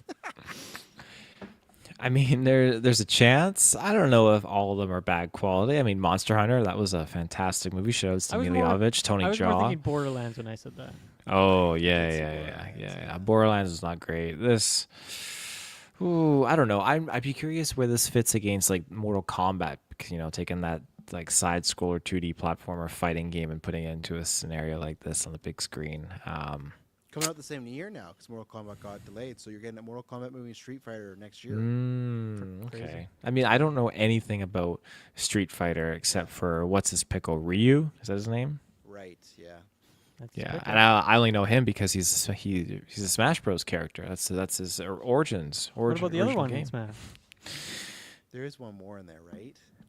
What, Scorpion? Who? Scorpions I'm kidding. and Smash. I'm kidding. No, there's another guy. Isn't he blonde? And he has, what's his? I can't remember. Dylan, you would know. Come on, don't. I know. I just want to see You're if Taylor knows. You're letting us drown. I know every. All I can think of is Richter right now. It's not good. It's not good.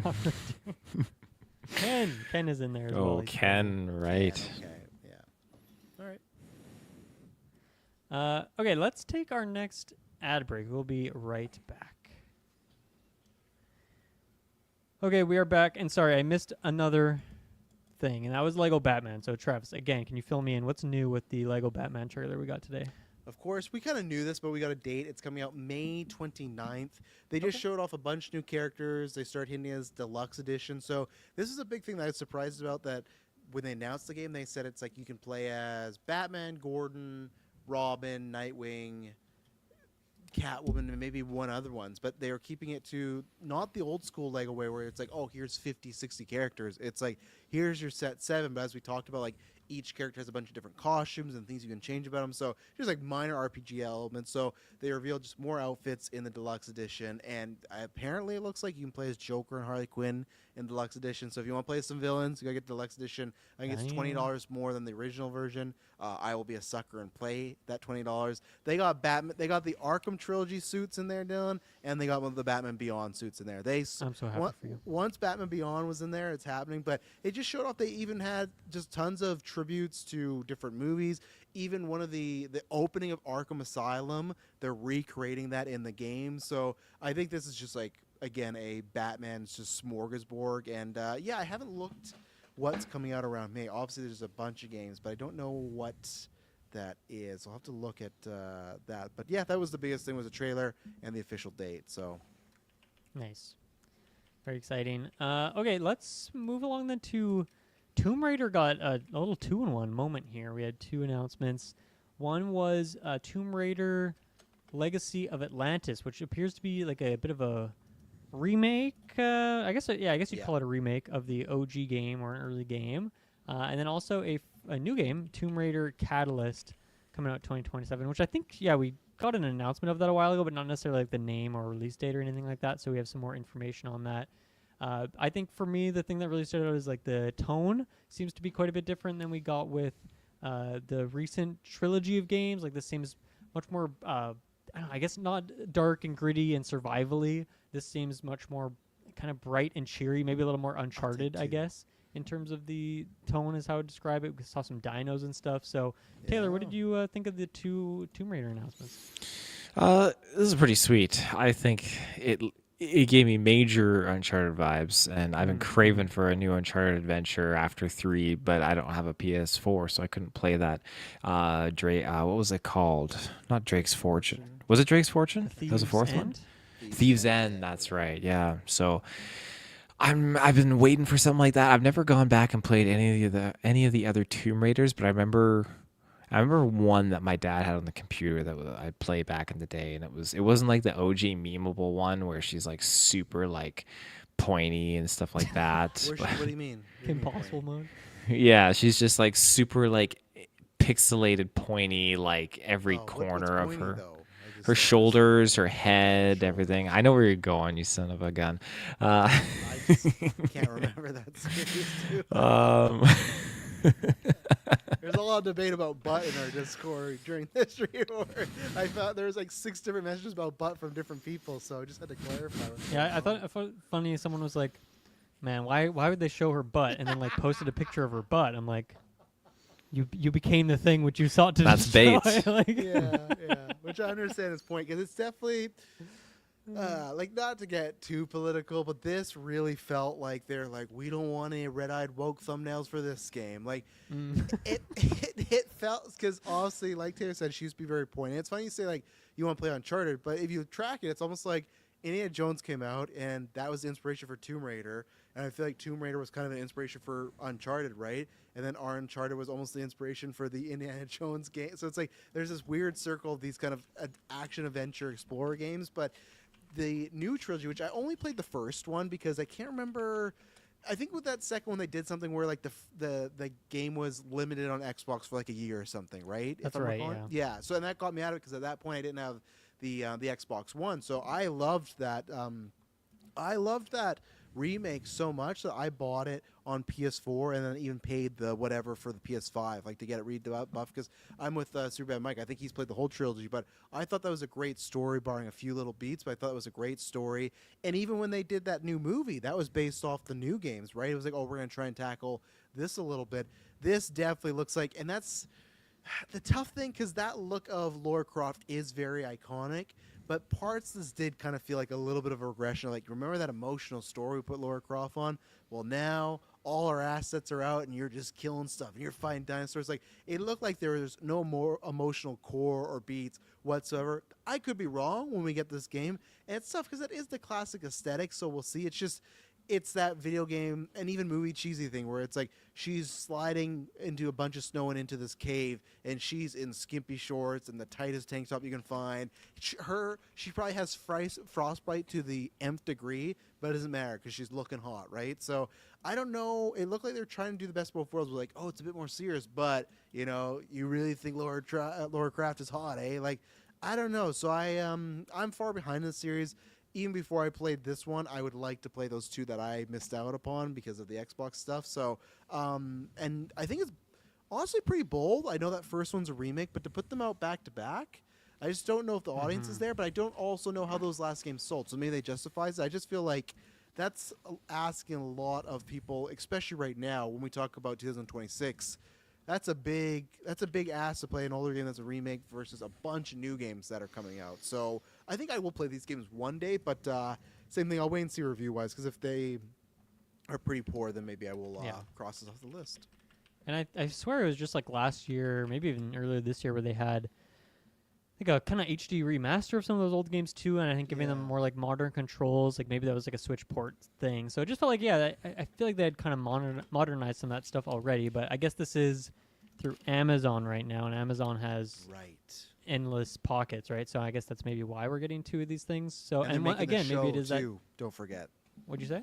They're making a show. Don't forget as well Yes. too. So that kind of some synergy going on. And it so. might be what you were saying earlier, Travis, of the classic remake, get people interested in the series again, then boom, hit them with the new one, which is a 1-2 punch we've seen a lot of.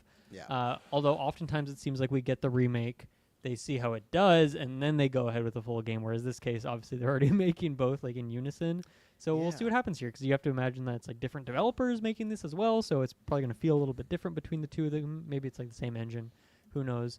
I don't know how I feel about the tone switch of it. I mean, I do like that this is bright and colorful. Looked fun to me. When I watched this trailer, I didn't really feel like it was like overly sexualizing her. Maybe I'm seeing a different trailer than other people, or I was not watching as well, or You see that something. butt though? That butt. I guess, but it's not like comparing it to like First Descendant or like Stellar Blade, like some of these other games we've seen recently, and maybe the bar is just like on the floor, you know, maybe it's one of those kind of things. But to me, it wasn't just like, yeah, check out our jiggle physics that we can do with like Yeah. our Unreal Engine 5 and whatnot. And yeah, like I like the tone of that newest trilogy, but at the same time, like I haven't finished that trilogy yet, so it's hard for me to be like, oh yeah, they should have stuck with that, because like I haven't even played all those games that are currently available to me. So maybe this is a good direction to go with something kind of fresh and new, even if fresh and new is kind of just going back to the well that they started from. But I think because it is a much different landscape than it was back when those games came out, and even just like the polygons and the art style and the level design and limitations of controls, I just feel like we're in a whole different realm these days. So maybe this will be a nice pairing of kind of that old style mixed with like the new stuff. So we'll see. And you know, there is still that trilogy of games that you can always go back to. So yeah, I'm interested. I mean, I liked seeing a dino thing that you're fighting. That looked pretty cool. So I'm potentially interested in this, but like I said, I'm already kind of behind on my Tomb Raider stuff, so probably not a day one by any means. Next up is, well, actually, Taylor, I had a question for you. Have you ever played any of the Forest 1 or 2? Because I feel like that seems like an extremely Taylor kind of game. No, I haven't. You should check out the 4. I feel like you can probably get the Forest 1 on Steam for like 38 cents these days or something crazy. But what do you think of this? I don't know did you catch the Forest 3 trailer? I don't think I put it in the list of things to watch, but I didn't catch it, but yeah, like it's one that I've been curious about, because I feel like that Minecraft effect, but for adults, I'd say, right? Like nighttime rolls around, then all like the crazy shit starts I agree. happening, and, Yeah, and it stuff. has that same vibe. Yeah. Yeah, so that's definitely something that it's on the list. And was this something that people knew about, that there was a third one coming, or is this just like a new release, world premiere? I didn't remember it, but I also feel like for some reason the Forest was talked about in the last couple of years, so maybe it was this, and maybe I just kind of forgot about it. I'm not sure, but it definitely made an impression here. Like the beasts that you're seeing in here, are really freaky designs. Like Yeah. one of them looked like something out of It Welcome to Derry. One of them was like a creepy girl who was like kind of just cut in half and like walking around in like a really freaky way. But yeah, I feel like the Forest is kind of a niche little weird horror Steam thing, but also is like somehow huge. Like it just has a huge fan base for it. So I feel like this game has a lot of potential, and it seems like it's got a budget. Like it looked really, really good. Like the visuals were insane, and the fog and all that kind of good stuff. So yeah, Forest 3. Yeah. No, it looked really cool. I didn't know what it was. Felt like the crowd was a little disappointed, because I think they thought it was going to be something else, and you heard some like not disappointed, like, oh, okay, Forest Yeah. 3. But yeah, there's some wild looking stuff. The little squid thing, and it was dispersing stuff out. I don't know. It was I've never heard of this series in my life, so it was interesting to kind of get down the radar now. So Yeah. Another kind of low-key favorite for me in the show was a game called Orbitals, which was this very cute little like Japanese like Ghibli style thing. It had like that kind of intentionally like low frame rate, which makes it seem like stop motion or something. Sci-fi setting, co-op situation. Just looks very cute and wholesome, and like I don't know, just had a very unique vibe. I don't think I've ever seen a game that looks like this, which is hard to do these days to come up with like a kind of a new art style. And so I thought this one looked really nice. So that was cute. We got a Marvel Rivals trailer thing. I guess Deadpool's a new character gonna get added soon, as well as also Bloodstone is kind of what That's they're hype. showing I'm surprised off. it took this long to get Deadpool in there because we always make that joke. Any too. multi-person game. You That's gotta why I get thought it was Deadpool something in there. different. I just assumed Rivals already had Deadpool. But yeah, he's coming as well.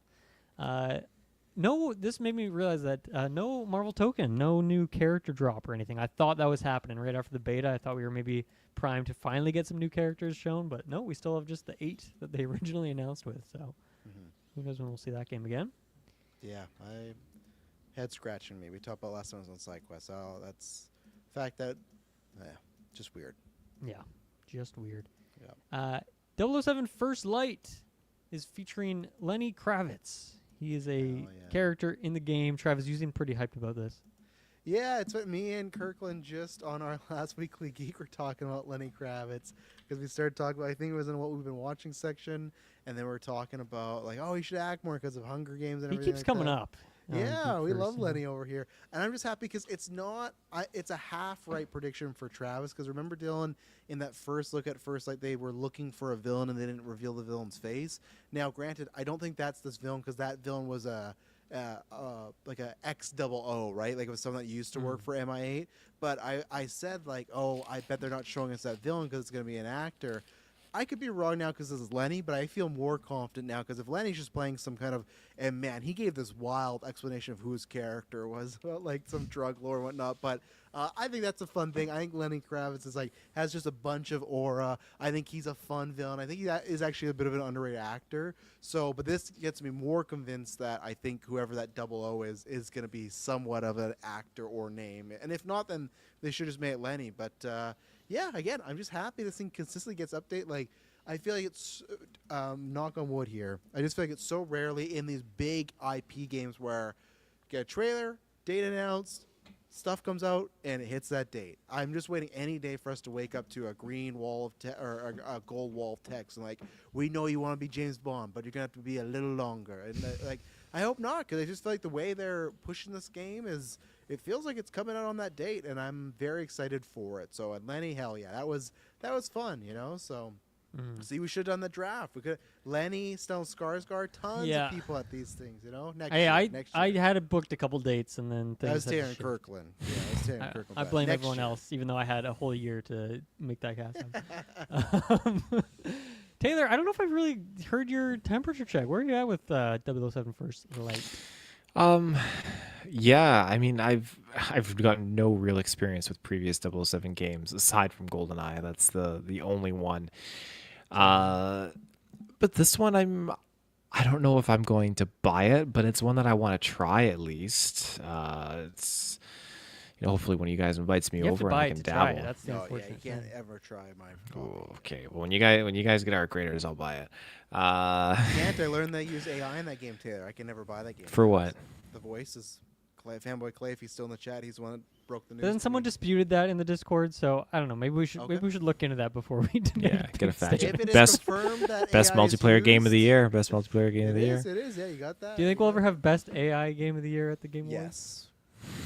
Unfortunately, yes. As Disney just signed a $1 billion deal today to make AI content, yes, in 5 years, Jeff will be like, I know we love creating games, but what about the games that create themselves? And here are the nominees. Like, What about the games built on all the games you already love? Yeah, exactly. I could hear his voice ringing in my head. This already. next developer made a game using the prompt, make a game like Baldur's Gate 3, but with more nudity. Yeah. Okay, Family Guy says the dispute was that it was only used for text-to-speech to AI. Text. Well, that's not even that bad.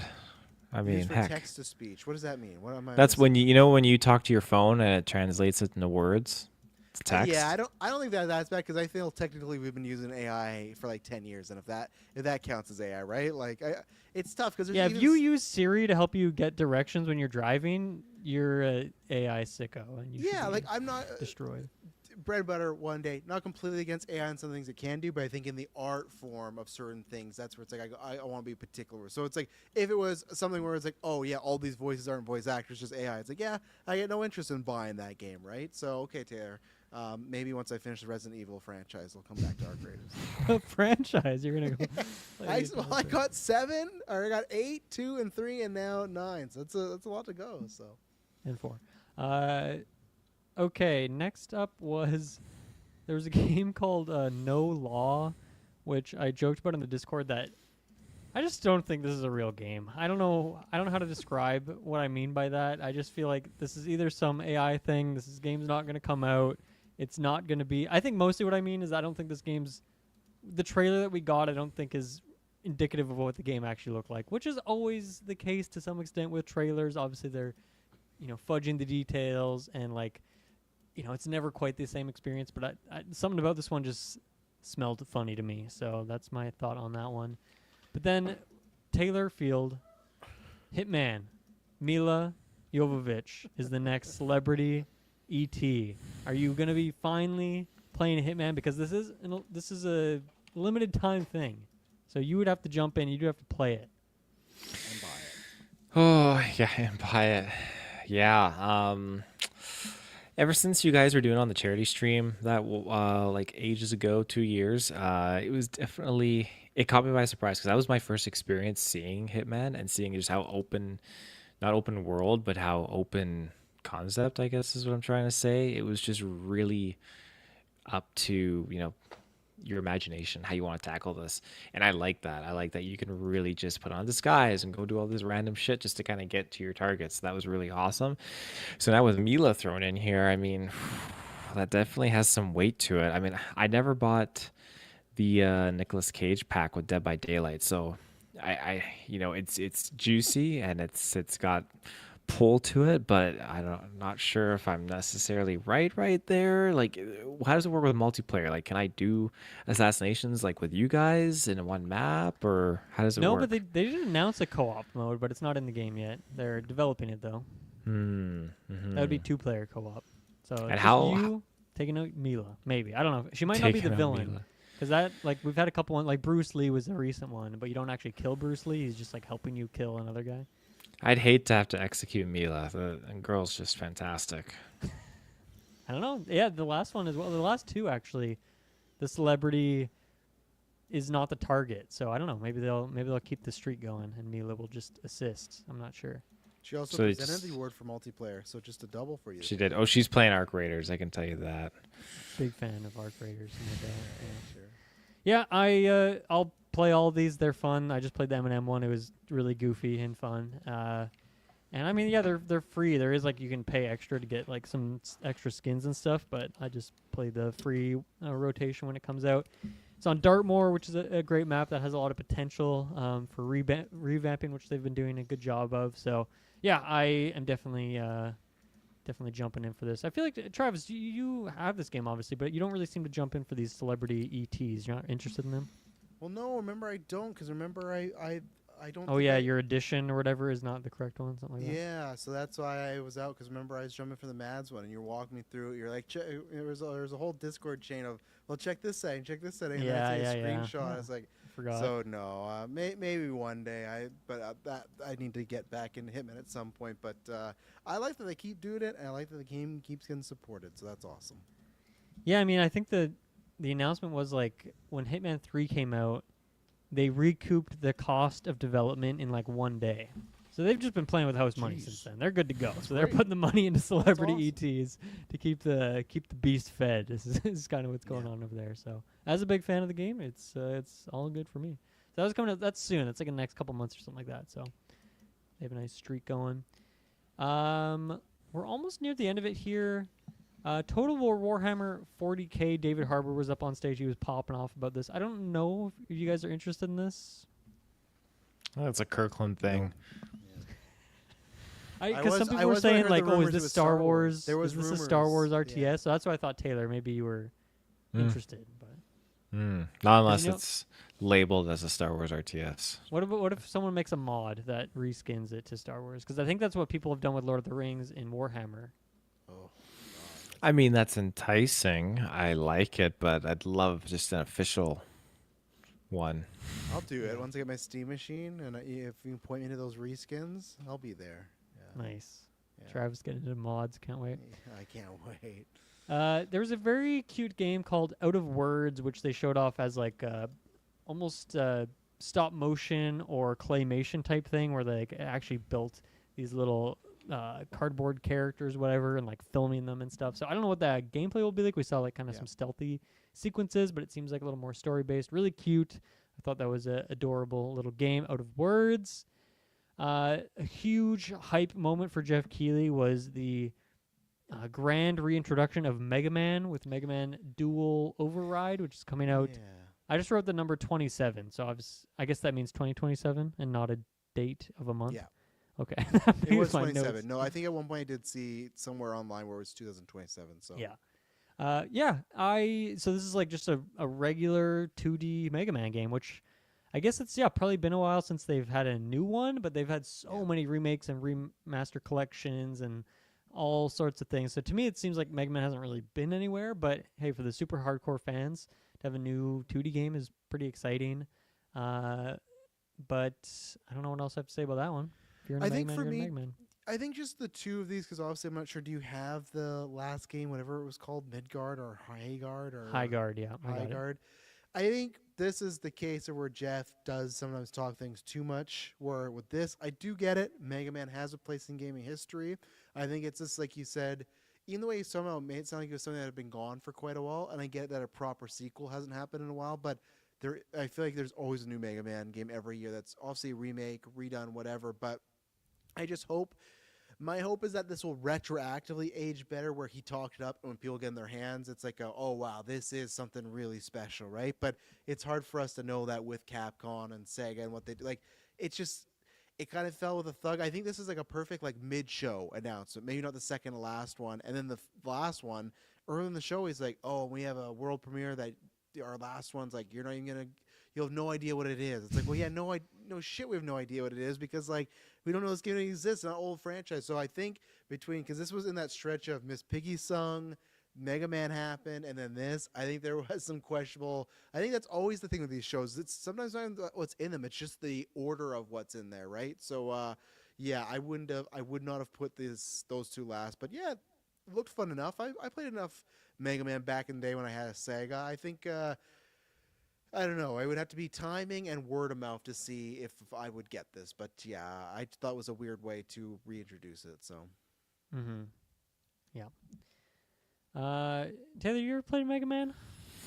Ooh, I remember getting a Mega Man game on Game Boy. I traded my friend one of my Game Boy games, and he traded me Mega Man, but he didn't like his trade, so he asked for a trade back, so I traded the Mega Man game back to him. But I enjoyed what I played. It was a lot of fun. Would you give him like the fucking Hey Arnold game on Game Boy or something? No, I think I gave him. I think it was a game that wasn't saving. Didn't have his battery was dead in the game. So you gave him the faulty product. yeah. Nice. That's not You a know, good trade for that guy. You're grade 4 and grade 5. You got to play it's a dangerous market. You got to play to your advantage. You did trade back though, so that was I did trade back. But it was a lot of fun. And so since then, my only experience with Mega Man is in Smash Brothers. But I don't know. I wouldn't mind kind of getting my toes back in there. I thought that there were some packs or bundles of Mega Man games that were on like Games Pass, but I could be wrong. Oh, I don't know about Game Pass, but yeah, they've been spamming a bunch of new collections recently for sure. Okay. Okay, and then the last game was one called High Guard, which, it was definitely giving me a certain vibe. And then S-Bubs posted a good little meme in the Discord there of just like, this game pretty much just looks like Concord, even in some of the character designs specifically, but obviously in like the just general gameplay as well. So, who knows what's going to happen with this game, but Concord was such a disaster that they pulled it off the shelves in like a week and gave everyone refunds. So obviously if your game looks like that, not a good sign. I mean, a game like Overwatch 2, which obviously that kind of at first tanked compared to the first game, but I think it is quite popular again. So people still are interested in that genre, but I just feel like they're so set in the one that they like already. You have the Riot one out there. You have other things like Counter-Strike is still popping off. So I just don't know if there's enough space for this kind of thing. So, and honestly, I thought some of the marketing beats around this, obviously they're always like a game you've never seen before, gameplay you've never seen. And it just felt like that was not what I was seeing. What I was seeing was a No. game I've seen many times and recently, and maybe even done better. So I don't know. There were a couple cool little moments in here, but just I just don't. It's hard for me to get invested in a game like this because it could just die and then to go away, and then Yep. what was it all for? You know. So I don't know. Maybe That's that's a doomer take on my end, but I just No, I wasn't I feeling don't much for think this you're one. wrong. I just feel like cut to 2 years from now, where we're like, oh, what's that game that they revealed at the Game Awards and didn't go anywhere? It's like it doesn't matter that at the end of this they drop like free to play, blah blah. It's like the free to play is not like sure you get people in the door, but at the same point it's just like, okay, what are you selling to get people, like you said, Dylan, away from those communities that they're already in, right? Especially communities that they've put so much time in, that they likely have friends in there as well, or groups that they play with. You have to convince everybody, so it's just I don't know. And that's the thing where it's like, okay, I'm not saying you can't do that because we've seen games catch on, but then to me, you have to stand out. To me, this is like Concord when the first time I went, oh, like, that's what this is? Okay. And same thing like this. This didn't look special. This didn't look like, oh, I can see the change up. I can see the gimmick of why people might give this a shot at least, right? This just kind of, when we're talking about AI or Chat GPT, this looks like an amalgamation. It looks like, make me a game that's like a little bit like this, a little bit like this, and not in the way that Crimson Desert is, where Crimson Desert just looks fucking awesome. Oh yeah. This has the Where was that reverse game where it's tonight? like, it looks like generic version of that. Like, oh, a little bit of this, a little bit of that. So it was an odd one. As I said in the Discord, either someone on this team is friends with Jeff, or he got a big bag to put this as the final world premiere, because it was like, sorry, even the just cinematic Knights of the Old Republic one has more juice than that for the reception, right? So at that point, I honestly would have put that there, because it's not because it's Star Wars, it's because of said title being Star Wars. And I bet too, after we got that Star Wars racer game, no one would have thought we're getting anything KOTOR. We would have thought, it's like Resident Evil. Remember when he did that, Dylan, where they showed off the old one and a sale? Like, I guess that's not happening. They're like, oh, it was a fake out. I don't think it was done the greatest, but here you could have done that. So yeah, this game I will never play it. Fair enough. Taylor, I'm going to assume you will never play it either. No, not even worth his words. No, I'm never gonna play. Never gonna play. Boys, did I skip any game that you wanted to talk about? No, I think we had them Ace Combat. You know, I never played them, but Oh, damn, it looks sorry. good. Oh, all. Ace 8 you're at now. Ace 8. Yeah. They're getting them out. They're getting them out the freaking door. Off the runway, that's for sure. Okay, the last... Yeah, so obviously the show ends with the Game of the Year Orchestra, which is always fun to get the big music tracks. I just wanted to bring this up because I thought it was funny that, you know, Jeff is a guy who is extremely online, right? He knows how everyone feels about these shows. Yeah. He sees all the feedback. Sometimes he takes it and changes things. Sometimes he just continues with the way he's doing things because obviously he's making fucking bags and bags of money. So he knows what he's doing. But in terms of the way that the flute guy meme has kind of erupted over the last couple of years of just one guy in the orchestra playing a flute and he's just extremely animated. And I feel like last year he got like more of a highlight, made sure he was on camera. And this year just felt like a fucking insane evolution where they cut back to this guy Yes. at least 8 different times. And at least 6 or 7 of those times he was playing a different instrument. One of them looked like a fucking necklace. I don't even know what that was. One of them was just like PVC like plumbing or something, which is an instrument I've never seen before. And then some of them were like different flutes and things like that. But that to me that was just like peak Jeff Keighley. Knows how to get his clicks. He sometimes knows what people want, and I guess maybe there are people who want to miss Piggy 3 times, and so sometimes he misses the mark. But I feel like with Flute Guy, he knows that people want this. But Yeah. to me, it was like I was laughing at how absurd it was because it just felt like a jump the shark moment, which is such a weird thing to jump the shark for. Is like one guy in an orchestra playing weird instruments. I get what you mean, though. It's kind of like, it's almost like, not that it was a joke, but it's almost like when someone that doesn't get the joke starts to make the joke, and you're like, like, you don't have that, like, you can't make that joke, right? And that's where it felt like Flute Guy and the band, it just felt like, we'll go to him. It feels like this guy's like Rocky. He spends all year training for the Video Game Awards. So Yeah. I agree with you where I didn't find jumping the shark because I'm actually finding they just bring him back all the time. But it did feel like a meme within a meme, like a weird Matrix thing where it's like, okay, we're seeing Flute Guy a lot. It's like, change the song, go to him. Change the song, go to him. But he was going hard, so good for him. I hope it helps his like rate, getting work and everything, you know? So Yeah, hopefully. Okay, that was all of the announcements. Yeah, I think overall, like, good new trailers for things like Resident Evil, 007, Saros, which we didn't talk about, but, just some good reminders, like Lego Batman got a date and things like that. Bunch of new things, like 2 Tomb Raiders, Control, 2 new Star Wars games, Surprise, and, like, Bradley the Badger, Divinity, and then, like, some smaller things like Ontos, Order of the Sinking Star, Control, I don't think I mentioned. Like, tons of great games in here. Some old stuff, some new stuff, good surprises. Overall, yeah, pretty crazy announcements overall. Travis, you sound like you have a number prepared to give this showcase. So what's your number? I do. Before I give mine, I just want to know, because I always shout this out. I usually do it at the beginning.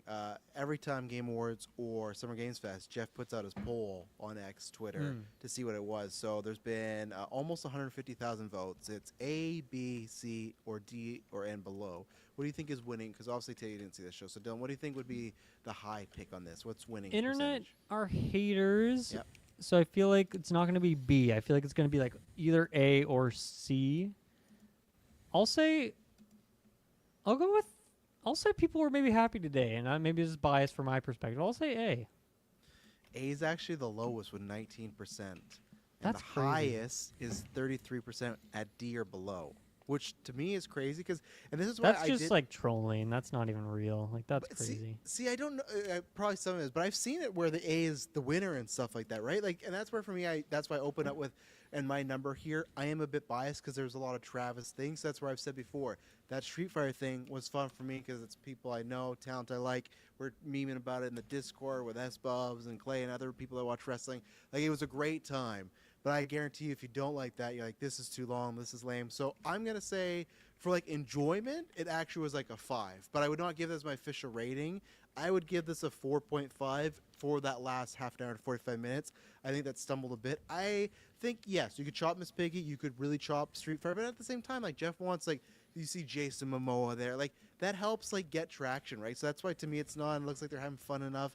For me, it was just that stumbling at the end, because it's exactly what you said. I feel like we got tons of announcements. We've been here on Game Awards or Summer Games Fest where it's like, there's been a few, but lots of them are very minor or things we kind of already knew about. Or it's been, oh, you got an update in this in 2 years, but it's a game no one really cares about. There was tons of new stuff here, tons of trailers. I thought the pacing was the best it's been in quite a while. Like I said, I think the awards still this year felt a little lesser. It just felt like we moved on. But even then, the showcase, again, the stage was really great. The performances were great. So that's where I am. I'm at a 4.5, almost a 5. I just think that last half an hour, move some things around, some pacing. Even me as a Miss Piggy fan, maybe you don't need to do that again. And yeah, that's where I am. But to me, this was it's probably the best Game Awards since we did that one back in my place when we were all there together doing our last reaction Kelowna, and they did Marvel Alliance 3. I feel like, because I remember that year. That was a big moment. Not only that, I feel like there's a lot of bangers. And wasn't that the night? Was that Smash was out or something? I remember you guys went somewhere after to buy a game to get in line at EB Games. There was something else, but it was just Smash like came out like a couple weeks after, I think. Did it? Okay, so there was something else. But yeah, so this is definitely to me a top tier one. Don't know what people are talking about, but again, I have some biases in there. So 4.5. Taylor, since you didn't watch the whole thing, I don't know if you want to. Do you want to give it a number? You can if you want. It's up to You know what? I'm gonna just go with a 4.5. I like everything Travis put down, and Top why can't argue with that. You're excited to see Roman Reigns. I won't argue with it in a big way, but I'll go 4. I think, maybe if it had a couple more Dylan personal ones, perhaps. I think it's a great show, and I think 4.5 is totally fair. I just don't want to give it something weird like a 4.25. I don't know why. It just feels wrong to me. So I'm just going to go with a 4. I think it was a really good show. Nice job, Jeff and team. Fun time all around. Congratulations to Expedition 33. It won a fuck ton of awards, and it deserved all Broke of the record.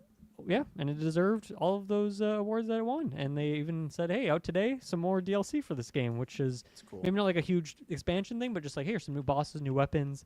So that's cool, too. There's a nice little early Christmas present for everyone who voted for that game. So, yeah, overall, really fun, good showcase. Bunch of things going on the wish list, which is always a good sign. Because as we're going through these, usually, I'm crossing things out of my notes, as we talk about them. But this, I have my whole list still there pretty much because I got to go add them on my wish lists, on my things to keep track of list, and there's like a huge list of those things. That's always very exciting. So thank you everyone in the Discord for watching along and chatting through with everything and reacting. Thank you guys for joining me here. Thank you everyone for listening, and yeah, we'll be back next week for more SideQuest. Bye-bye.